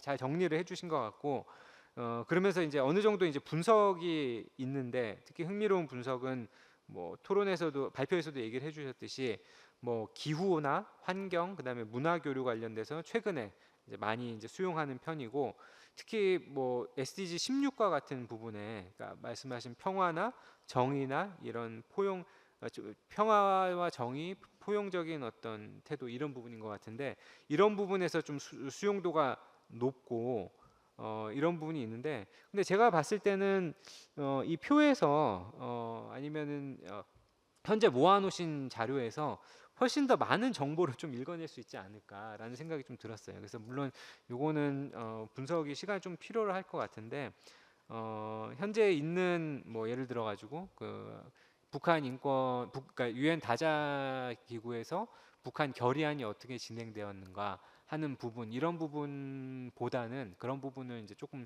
덜어내시면은 이제 그 뒤에 부분, 특히 주장하시는 그 SDG나 아니면 UPR과의 관계, 그리고 그왜 그럴까, 물론 이게 약간 저희가 체계적인 분석하기 상당히 어려운 부분이어서 그 약간 뭐 우리가 알겠지만은 그냥 단순한 디스크립티브한 어떤 분석 뭐 이런 것들 이나 아니면 이제 가설을 이제 제시하는 그런 정도의 제한이 될 수 있을지도 모르겠지만은, 그럼에도 불구하고 이런 것들을 좀 더 논의하시는 게 전체적인 이제 페이퍼의 그 어떤 구조나 내용이나 이런 것들에 더 적합하지 않을까 하는 생각을 해봤습니다. 예.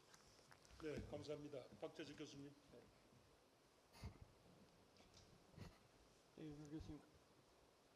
네, 요술 교수님 감사드립니다. 그 정근 교수님 발제 토론을 맡은 연세대학교 박재적입니다. 먼저 이 중요한 회의에 발제자로 참여할 수 있도록 허락해 주신 국제정치학회와 통일부에 감사의 말씀을 드리도록 하겠습니다. 정구현 교수님 논문 뭐 제가 꼼꼼히 읽어보고 오늘 발표도 잘 들었습니다. 뭐 정구현 교수님 최근에 가장 활발하게 그 미국 외교 정책을 연구하시는 분 중에 한 분이고 또 국내뿐만 아니라 미국에도 출장도 자주 다니시면서 미국 학자들과의 토론을 통해서 그 미국 외교 정책에 대한 이제 높은 이해를 이제 국내에 소개해 주시고 있어서 뭐 그것이 이번 그 발제문에도 그 잘 반영된 것 같습니다. 근데 정구영 교수님 말씀 주셨던 것처럼 이제 이 논문이 이 이란 사태가 일어나기 전에 그 작성된 논문은 분명한 것 같고요. 그런 측면에서 이란 사태 이후에 과연 그 이 논문을 이제 나중에 수정을 하실 때 어떻게 수정하실까에 대해서는 상당히 좀 중요한 궁금한 포인트라고 생각할 수 있을 것 같습니다. 그 지금 현재 그 미국에서 일어나고 있는 마가들의 불개입 정책, 그게 뭐 선택적 개입이 될 수 있을 수 있고 옵쇼어 밸런싱이 될 수 있을 수도 있고 리트렌치먼트가 될 수 있고 신고립주의가 될 수가 있지만 이번 이란 전쟁에서 이란 그 공격에서 나타난 것은 그동안 보여주었던 논의 구조와 완전히 다른 그 불개입에 대한 마가의 기본적인 논의 구조와 다른 이렇게 개입의 상황이었기 때문에 과연 이러한 상황을 반영을 해서 이 논문을 어떻게 수정을 할지 뭐 이런 부분을 조금 좀 그 말씀을 주셨으면 좋을 것 같습니다. 그동안 그 마가의 불개입에도 불구하고 우리가 그 실제로 보았던 거는 우크라이나에 대한 개입, 또 이란 하마스 전쟁에 대한 개입, 또 이번 이란 이스라엘 전쟁에 대한 개입이 실제적으로 일어나는 현상이었기 때문에 이런 미국 도메스틱 담론에서의 마가의 담론과 실제 미국에 현재 진행되고 있는 그 미국의 외교 정책 간의 괴리가 어떻게 설명이 될 수 있을지, 그러한 괴리가 어떻게 이 논문의 그 수정 단계에서 잡힐 수 있을지가 흥미로운 포인트라고 할 수 있다고 생각합니다.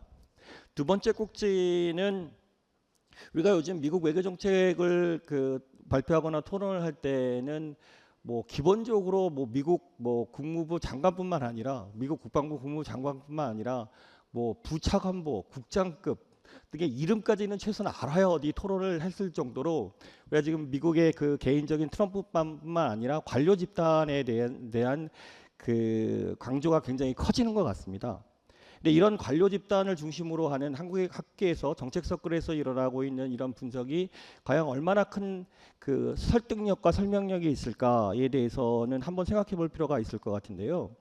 이런 관점에서 우리가 지금 1차 트럼프 때도 그 당시 그 관료 집단, 트럼프뿐만 아니라 관료 집단에 대한 분석이 많이 있었습니다. 뭐 그 사람의 성향은 어떻고 발언은 어떻고 그 사람이 중국에 대한 관은 어떻고 뭐 이런 것들이 있었는데 우리가 되돌아봤을 때 트럼프 일기 행정부의 외교 정책을 봤을 때 이런 관료 집단에 대한 분석을 우리가 제외했을 때, 심지어는 마가에 대한 분석을 제외했을 때도 제외한다면 트럼프 일기 행정부의 외교 정책을 설명할 수 없는 것들이 얼마나 있었을까? 뭐 이런 걸 한번 생각해 볼 필요가 있을 것 같습니다. 뭐 이게 먼저 이 바탕이 돼야 지금 현재 우리 그 학계와 정책 서클에서 중시되고 있는 이 관료 집단에 대한 그 분석, 트럼프 개인에 대한 분석과 관료 집단에 대한 분석이 얼마나 큰 설득력을 가질 수 있을지가 그 판단할 수 있는 증거가 된다고 생각하는데요. 이런 측면에서 그 1차 트럼프 행정부 때 우리가 마가와 관료 집단이라는 거를 제외했을 때 설명될 수 없을 변수가 뭐 그 이벤트가 뭐가 있었을지 뭐 이런 것에 대한 정구영 교수님 좀 말씀을 좀 들었으면 좋을 것 같습니다. 세 번째 꼭지인데요. 세 번째 꼭지는 두 번째 꼭지와 제가 말씀드리고자 하는 말씀드렸던 두 번째 꼭지와 연관이 되어 있는 것 같습니다. 논문에서 그 리트렌트먼치를 분석을 하면서 그걸 이제 오바마 행정부부터 이제 쭉 그 전개 과정을 이제 설명을 해 주셨는데요. 뭐 설명이 잘 되어 있고 저도 많은 공부가 되었습니다. 근데 조금 더 우리가 조금 더 올라가 본다면 지금 보이고 있는 미국의 어떤 이런 리트렌치먼트 성향, 그 동맹국이 1차적 적국에 대한 방어를 동맹국이 책임을 지고 미국은 후선으로 빠진 다음에 동맹국이 감당할 수 없을 때만 미국이 개입하겠다는 이 정책은 우리가 9.11 이후에 그 럼스펠드가 얘기했던 밀리터리 트랜스포메이션에서 이미 나왔던 정책이고 그 이후부터 계속 이어졌던 상황인 것 같습니다. 이게 뭐 대통령이 바뀌던 트럼프든 바이든이든 트럼프 1기든 트럼프 2기든 공화당이든 민주당이든 이런 기조는 계속 이어졌던 것 같은데요. 뭐 일반적으로 우리가 제가 뭐 좀 비유하는 것 중에 하나인데 뭐 제대로는 비유인지는 모르겠습니다만은 우리 그 캥거루족 있지 않습니까? 부모들이 자식들을 뭐 대학까지 보내주고 열심히 공부시켜가지고 뭐 그랬는데 뭐 결혼도 안 하고 분가도 안 하고 계속 그 부모 밑에서 부모의 어떤 도움을 받고 살아가는 그 캥거루족. 그래서 어떤 부모의 입장에는 이 사람들 어떻게든 결혼을 시키고 어떻게든 분가를 시키고 뭐 이런 걸 원하지 않습니까?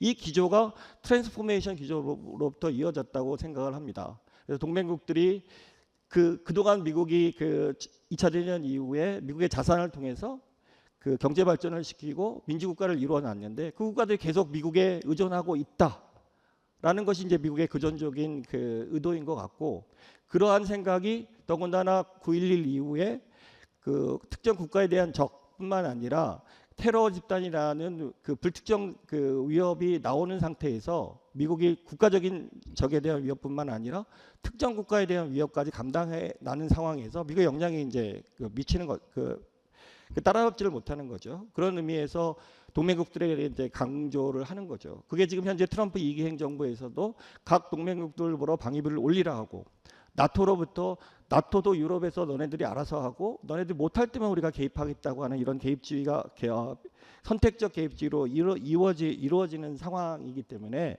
이러한 그 구조적인 그 변화가 저는 현재 트럼프 2기 행정부의 정책도 충분히 설명할 수 있다라고 생각합니다. 다시 말씀드리면 마가나 아니면 그 개인적인 그 성향들을 제외하고서라도 상당 부분은 설명될 수 있다라고 이렇게 저는 생각을 하는데요.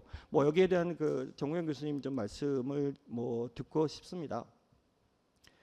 또 이런 측면에서 지금 뭐 논문에서 나온 것처럼 지금 단극, 뭐 다극, 뭐 이런 논의가 많이 진행되고 있는데요. 심지어는 뭐 무국, 뭐 이런 논의도 있습니다.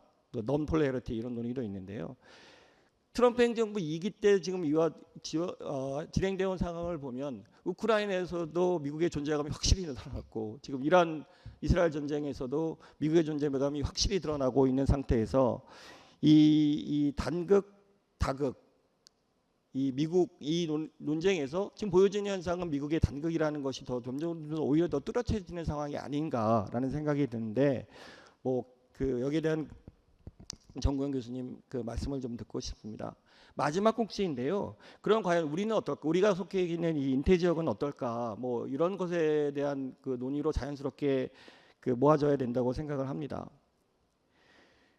그동안 그 트럼프의 2기 행정부 출범 이후에 동맹에 대한 경시 때문에 미국이 그동안에 바이든 행정부 때 해왔던 뭐 격자형 동맹이나 소다자 동맹, 뭐 연합 이런 것들 잘 추구하지 않을 거라고 뭐 얘기를 해왔는데 그에 비해서 실제로 나왔던 현상은 그에 반하는 현상들이 많이 있었습니다. 트럼프 행정 출범 후에 쿼드 외교장관 회의가 있었고요. 이제 곧 인도에서 다시 또 이제 외교장관 회의가 있을 것 같고 뭐 미일 동맹 정상회담에서 뭐 소다자명을 중시했던 것도 있고 최근에 S-스쿼드가 강요되면서 뭐 USAID를 동결하지만은 그 필리핀에 들어가는 군대 현대화를 위한 자금들은 지금 그 예외 조항을 주고 있고 뭐 이런 것들을 봤을 때 소다자에 대한 중식이 이제 계속 뭐 중요시 될 것 같습니다.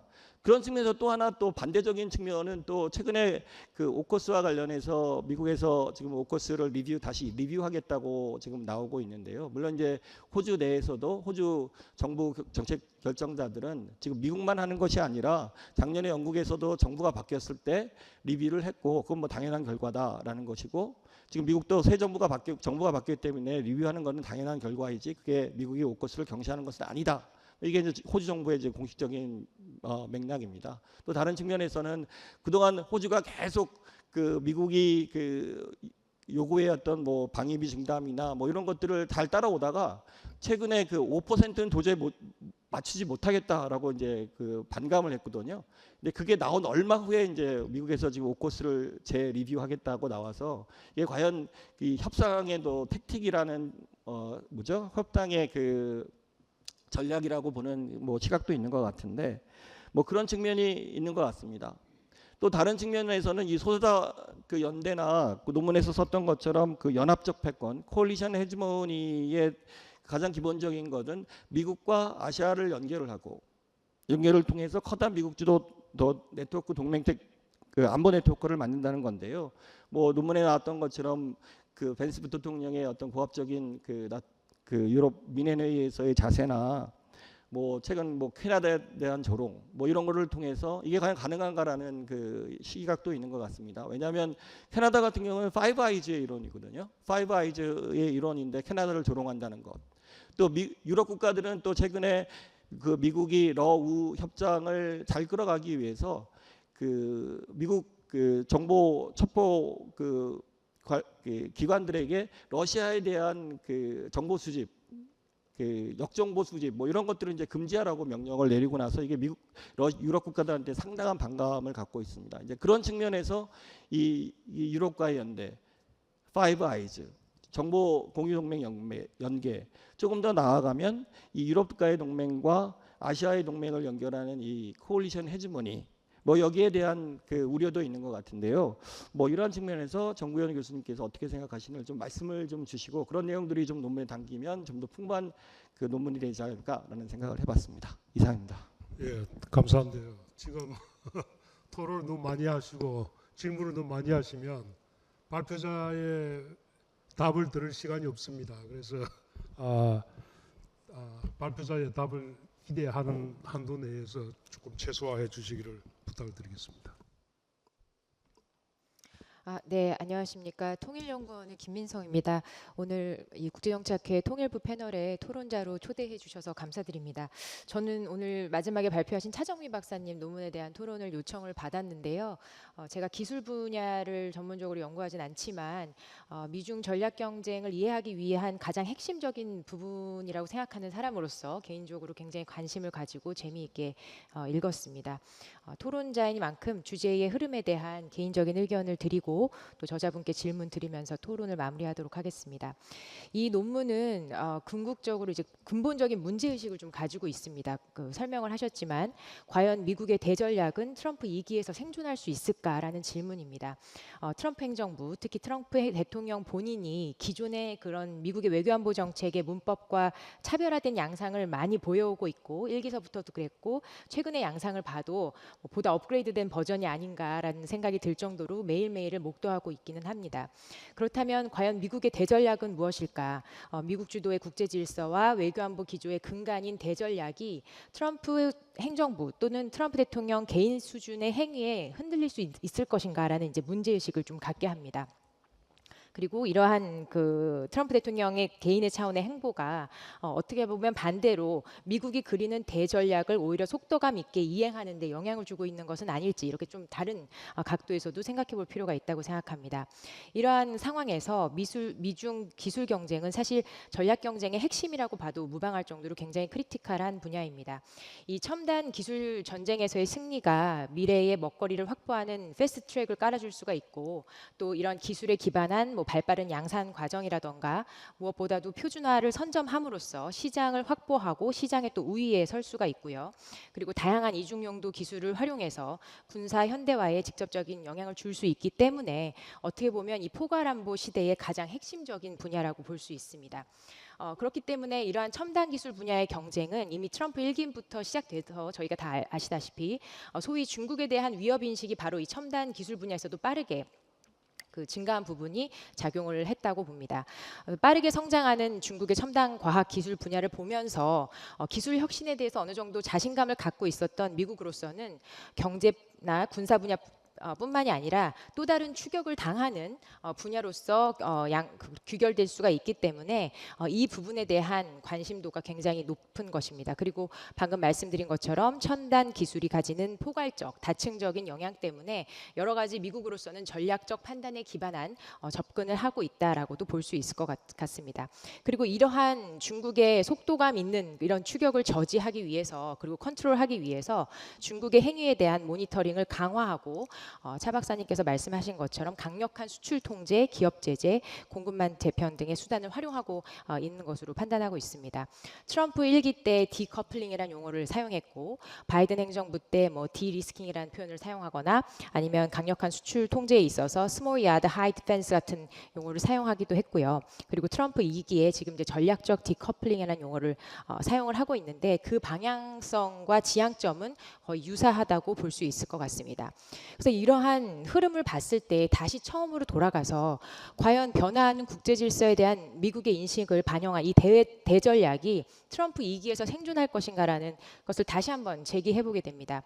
물론 박사님께서 논문 곳곳에 단기적 차원에서 제기될 수 있는 부분들을 좀 집중하겠다라고 언급하신 부분도 있고 아직 사실 트럼프 2기 행정부가 들어선 지 반년도 지나지 않은 상태 그리고 주요 핵심 문서들이 발간되지 않았다는 점도 전반적인 평가에 좀 제한점으로 작용을 할 수는 있는데요. 그럼에도 불구하고 이 논문이 좀 더 밸런스를 갖기 위해서는 두 가지 측면을 반드시 고려해야 되지 않을까라는 생각을 해보게 되었습니다. 첫 번째는 미국의 전략적인 차원에서 이 대전략이라는 것이 지속 가능한 위협에 대한 그런 인식 거기에 기반한 국가적 차원이라는 구상이라는 점을 저희가 고려해 봤을 때 중장기 흐름에서 도전이자 위협으로 인식될 수 있는 강력한 수정주의 국가의 존재 이것이 아마 대전략의 출발점이자 기반이 될 텐데요. 트럼프 2기 행정부의 불확실성이 결정적인 영향을 미치고 이 대전략을 변화시킨다기보다는 큰 흐름 속에서 어쩌면 전술적으로 운용적인 측면에서 불확실성을 많이 야기하는 것이 아닌가. 그리고 더 나아가서 지금 이제 관세 전쟁도 그렇고 2기에서 사용하는 전략적 디커플링이라는 개념 자체도 이 불확실성을 오히려 전술적으로 운용적인 측면에서 활용하고 있는 것이 아닌가 그런 생각을 해보았습니다. 그리고 두 번째로 이제 구조적인 측면인데요. 아까 이 그 기술 냉전 부분 말씀하시면서 특히 이제 미국 주도의 자유주의 연대 때 중국 주도의 권위주의 연대 간의 경쟁이 이제 두드러지는 부분을 말씀하셨는데 하시면서 특히 트럼프 2기에 들어서 자유주의 연대 안에서 파열되는 양상이 나타나고 있다. 그러니까 파열음이 나타나고 있다. 그런 얘기를 하셨는데요. 한편으로는 연대 내에서 파열음이 나고 있는 부분은 분명히 존재하고 이것이 향후에 어떠한 영향을 미칠지 저희가 모두 확신할 수는 없지만 한편으로 다르게 생각해 보면 이 연대를 벗어나서 지금 자유주의 국가들이 다른 연대를 찾아갈 만한 그런 대안이 있는가, 미국을 제외한 다른 연대를 구상할 여력은 있는가라는 생각을 좀 해보게 됩니다. 박재적 교수님께서 나토 얘기도 하셨지만 궁극적으로 국방비 지출에 있어서도 지금 나토 정상회의를 앞두고 나토 국가들이 5%로 증액을 하겠다고 합의한 부분만 봐도 그러한 구조적인 흐름을 좀 읽을 수 있다라는 생각이 듭니다. 그래서 이러한 것들을 고려해서 조금 반영을 해주신다면 보다 논문이 균형도 잡히고 좀 설득력 있게 더 느껴질 수 있을 것 같습니다. 마지막으로 한 가지만 질문을 드리려고 하는데요. 기술 냉전의 개념과 가능성에 대한 이제 의견을 좀 여쭙고 싶습니다. 기술 분야에서 냉전적인 요소가 존재한다라는 데 굉장히 동의를 하고요. 실제로 그러한 방향성으로 진행 중이라는 것에도 동의하고 있습니다. 그러나 그 논문 전반에서 사실 이 냉전적인 기술 분야에서 이 냉전적인 특성과 냉전과는 차별화된 특성을 가진 부분들이 실제 이제 혼재하고 있고 좀 섞여 있다는 부분들이 이제 많이 나오는데요. 일부는 가능성에 대해서 언급하기도 하고 어떤 부분에 있어서는 기술 냉전 시대에 이미 진입한 것처럼 이렇게 표현이 되는 좀 부분들이 있습니다. 기술 경쟁에서 기술 냉전으로 돌입했다고 우리가 판단할 수 있는 그러한 좀 차별화한 설명이 좀 필요할 것으로 보이는데 차 박사님께서 연구를 진행하시면서 그러한 경쟁에서 냉전 질서로 돌입할 수 있는 크리티컬한 포인트 혹은 결정적인 모먼트가 있다면 어떤 것으로 개인적으로 생각하시는지 궁금합니다. 여기서 마무리하겠습니다. 감사합니다. 네, 김민성 박사님 감사합니다.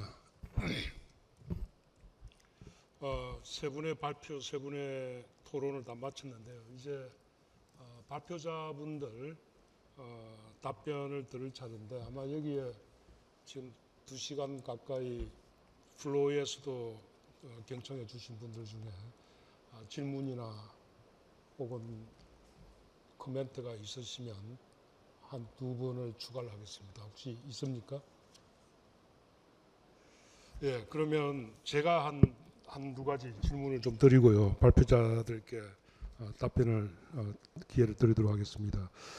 최규빈 박사님 뭐 제가 이 분야 전공은 아니라 UPR과 SDR이 어떤 연계가 있는 건지 저도 사실은 김원주 교수님도 그 부분 토론해 주셨는데 잘 설득이 안 돼요. 그러니까 이해가 안 되는데 이게 무슨 상관성이 있는 건지 인과성이 있는 건지 아니면 무슨 촉진 요인이라고 말씀을 하시는 건지가 그래서 그 부분을 조금 분명히 해 주십사 하는 질문이고요. 정구현 교수님 뭐 이 주제는 사실 저도 얼마 전에 책을 하나 냈습니다. 미중 관계의 미래와 한국이라는 주제의 책을 제가 출판을 했는데 사실 거기서도 이 부분이 핵심 주제 중에 하나였습니다.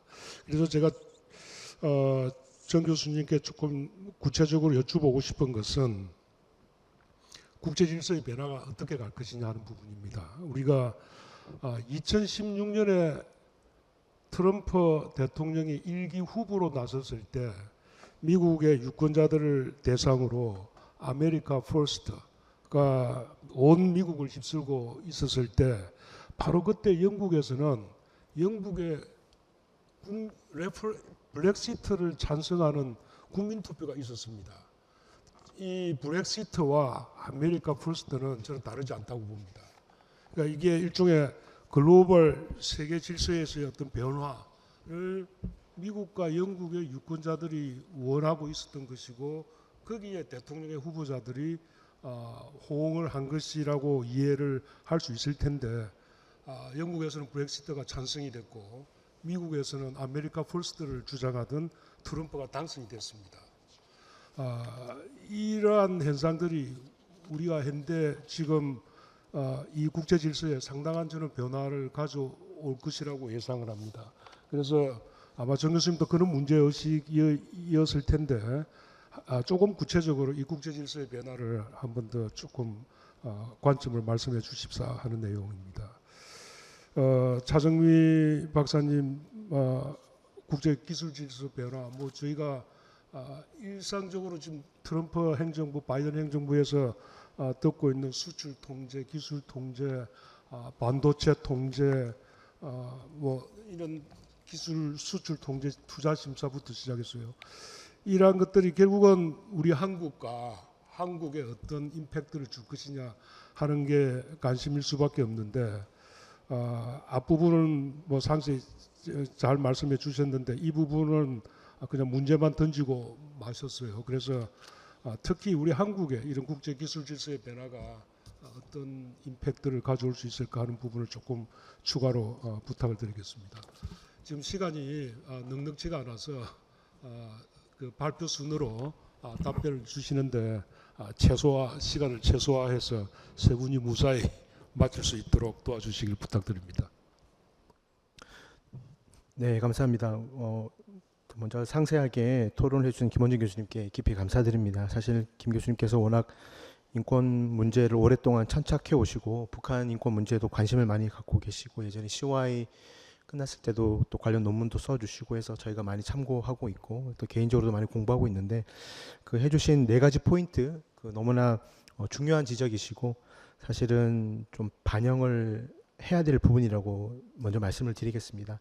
일단 첫 번째 간단하게 말씀드리면 저는 제가 이런 인권과 발전의 연계를 이렇게 문제의식을 가지고 시작을 하지만 당장 유엔이나 국제사회가 이걸 적극적으로 할 수 있을까 좀 의문이 있긴 합니다. 왜냐하면 김 교수님께서 너무 잘 아시겠지만 국제에서는 이미 그 어카운터빌리티의 문제를 굉장히 중요하게 보고 있고 또 COI가 그 굉장히 중요한 그 전환의 계기를 마련했고 실제 UPR 공고도 2차를 지나면서 공고가 굉장히 포괄적이고 다양해집니다. 여기에는 그 COI 보고서의 영향이 있지 않았을까 개인적으로 생각을 해봅니다.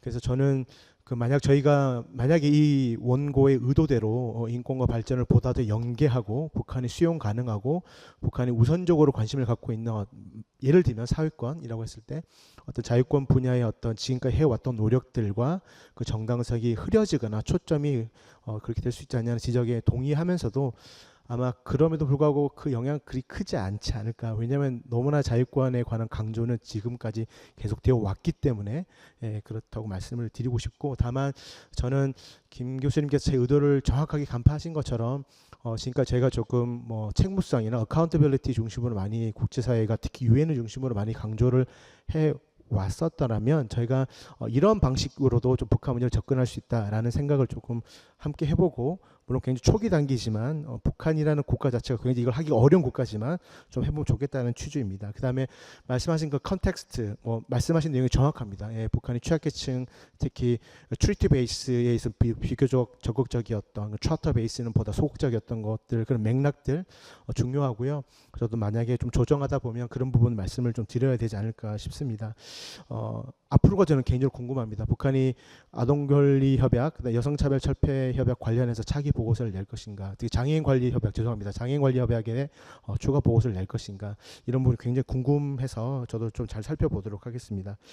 그다음에 그 말씀하셨던 중요한 선행 연구, 저도 사실 알고 있었고 제가 여기 페이퍼에 직접 담지는 않았지만 이미 국제사회에서는 우리 인권 연구하시는 많은 분들께서 UPR에 관심을 가지고 아까 말씀하셨던 차오 포함해서 북한 문제나 연구를 하고 있어서 제가 더 추가할 예정이라고 말씀드리고 싶고, 제가 좀 제 수준을 살펴보니까 권고가 구체적이거나 변경 비용이 크지 않을 때 UPR 공고는 수용하는 가능성이 크다라는 기존 연구가 좀 있었던 것 같습니다. 이것이 북한 같은 경우에 어떻게 적용될 수 있는지도 차후에 살펴보도록 하겠습니다. 우병 교수님 논문도 제가 놓쳤던 것 같은데요. 예, 살펴보도록 하겠습니다. 그다음에 실제 분석의 스코프를 그 표 UPR 공고 연계보다 초점을 맞춰서 함의를 끌어낼 수 있지 않겠냐고 말씀하셨는데, 제가 그 부분 전적으로 동의하고 제가 좀 더 하고 싶었는데 국제정치학회 워낙 원고 독촉을 좀 빨리 해주셔서 제가 그 부분을 하다가 조금 중단한 부분이 있습니다. 그다음에 이호철 교수님 굉장히 핵심적인 질문을 해주셨습니다. 왜 UPR과 SDG를 연계하고 이게 어떤 연관성과 있느냐라고 하셨는데요.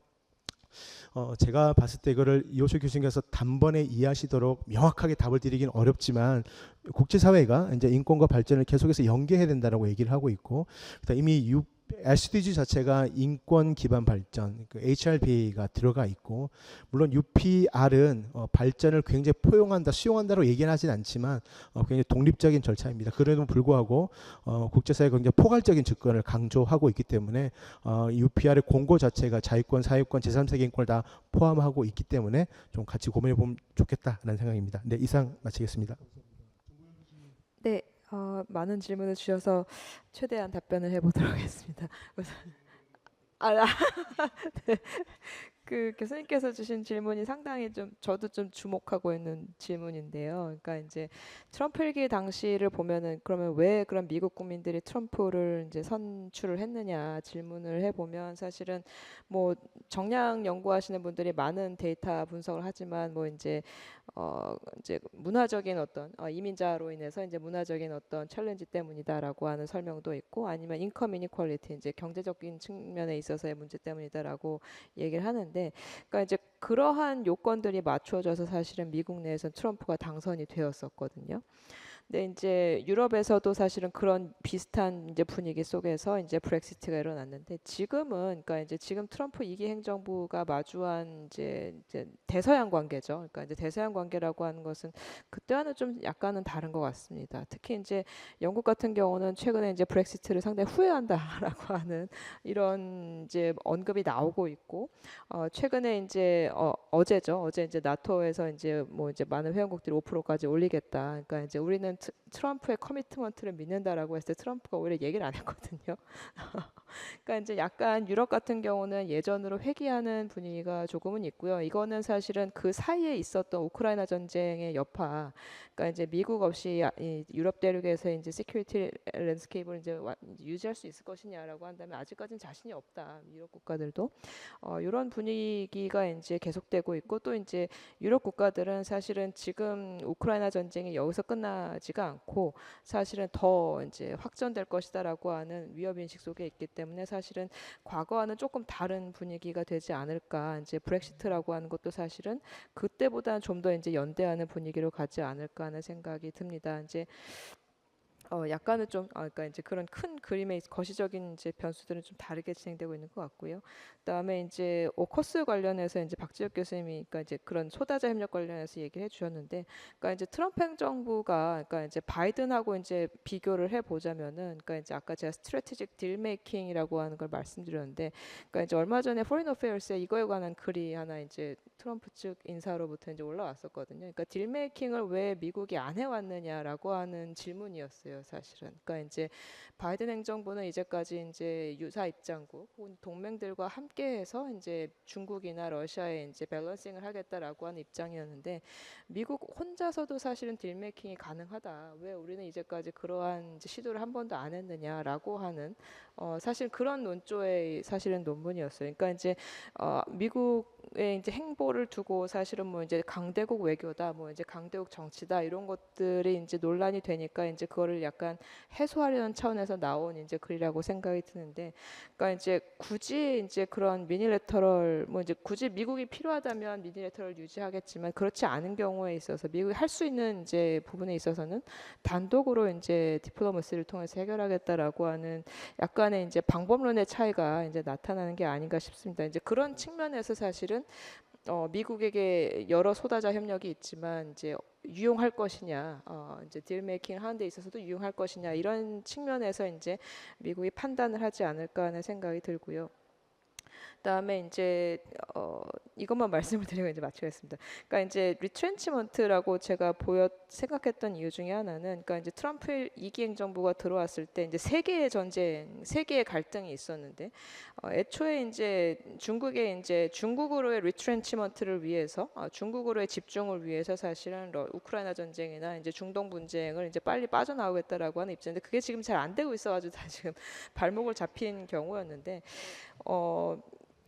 지금 이스라엘에 동조를 해서 이란에 폭격을 한 게 과연 그러면 리트렌치먼트를 버린 거냐라고 하는 질문에 대해서는 또 그렇다고 생각하기 좀 어렵습니다. 그러니까 이제 왜 폭격을 했느냐라고 한다면 확전을 위해서 한 게 아니라 이제 이거를 빨리 이제 외교를 통해서 이제 해결하려는, 그러니까 이제 이거를 뭐 이제 리트렌치먼트의 반대가 아니라, 그리고 또 이제 이스라엘의 이제 노력에 이제 사실 밴드웨건한 측면이 상당히 크기 때문에 그러면서 이제 사실 업적을 좀 이제 빛나고자 하는 그런 트럼프 개인의 이제 특질이 반영된 것이라고 생각되기 때문에 이게 리트렌치먼트의 반대라고 생각되지는 않습니다. 다만 이제 지금 중동에 있는 분쟁이 상당히 여러 개가 있는데, 그 중에 하나가 이제 이 이스라엘과 이란의 분쟁이었고, 이게 지금 사실 뭐 이제 휴전이 되면 좋지만 확전될 가능성도 있기 때문에 사실 좀 두고 봐야 될 문제가 아닌가 싶고요. 전반적인 그림 자체는 사실은 인도태평양을 위한 리트렌치먼트가 맞지 않았나는 생각이 듭니다. 네, 여기까지만 말씀드리겠습니다.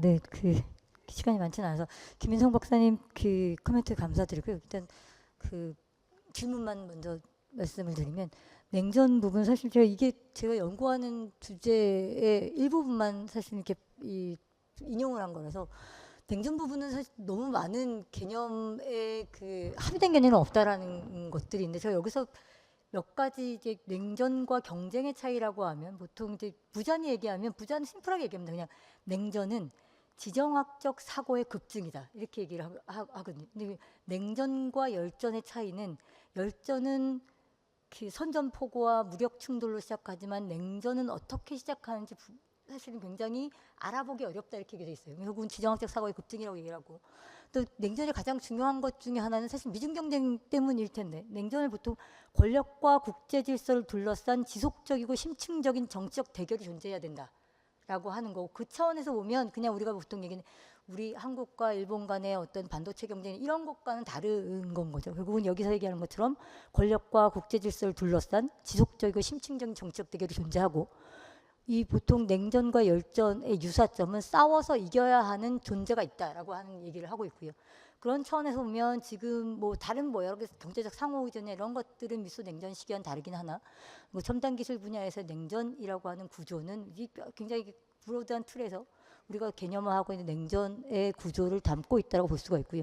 그리고 아까 이호철 교수님 가장 모두가 고민하는 부분의 질문을 해주셨는데, 이게 한국에 대한 영향, 외교적 영향이라고 하면 제가 결론은 잠깐 썼는데 굉장히 많은 영향들이 있겠죠. 가장 중요한 거는 결국은 한국에 대한 외교적 압박, 양면적 압박이 가장 클 거고요. 왜냐하면 미국은 미국 나름대로 수출 통제나 제재나 이런 것들이 효과를 극대화하기 위해서 동맹국들이 참여를 해야 된다라고 하는 얘기를 계속하고 있고, 그게 마세나르 체제의 재편이 됐던 어떤 구조가 됐던 동맹국들을 어떻게 이 체제에 구속시킬 거냐 하는 부분에 압박이 계속 있을 거고, 중국은 뭐 최근에 4월 달에 얘기 나왔던 것처럼 한국 기업들한테 중국의 히토류가 포함된 상품을 미국 방위 기업에 수출하지 말라 이렇게 통보를 했거든요. 그런 것처럼 결국은 앞으로 이러한 기술 분야의 수출 통제와 제재와 이런 것들이 한국 기업에 오는 직접적 지정학적 영향이라는 것들이 굉장히 다층적으로 있을 거고, 그게 단순히 경제적 영향뿐만 아니라 공급망, 뭐 산업망, 혁신망까지 해서 기술적 위협이나 여러 가지 공급망의 위협이나 경제안보적 차원에서 위협이 굉장히 많아질 거고요. 이 부분은 뭐 이 지정학적 구조라고 하는 게 한국이 얼마나 돌파할 수 있을 거냐 하는 부분들은 여러 가지 제약이 많이 존재하는 만큼 결국은 지정학적 질서라고 하는 것에 대한 이해, 결국은 정보, 그 차원에서 어떻게 선제적으로 종합적으로 대응할 건지를 고민해야 되는 거 아닌가라는 생각입니다. 네, 여기까지입니다. 감사합니다. 한 5분 정도 시간이 지연이 됐습니다. 우리 한국국제정치학회가 지금의 국제 질서를 복합 다중 위기라고 규정을 했습니다. 지금 우리 발표나 토론 중에서도 나왔듯이 우크라이나 전쟁, 북한의 파병, 중동에서 이스라엘과 팔레스타인 지역의 전쟁, 이란과의 전쟁, 미국의 개입, 정말 복합 다중 위기라는 생각에 공감하지 않을 수가 없습니다. 아메리카 퍼스트는 아메리카 언론으로 끝났다는 비판이 있습니다. 마가는 마가로 끝날지도 모른다는 비판이 있습니다. 마가는 Make China Great Again입니다. 그러니까 마가가 마가로 끝날 수도 있으리라는 비판이 이미 제기가 되고 있습니다. 복합 다중위기가 아닐 수가 없고요. 이는 속에서 한국의 외교의 길을 고민하는 그런 패널이 되었으리라 생각합니다. 패널을 여기서 마치겠습니다. 감사합니다.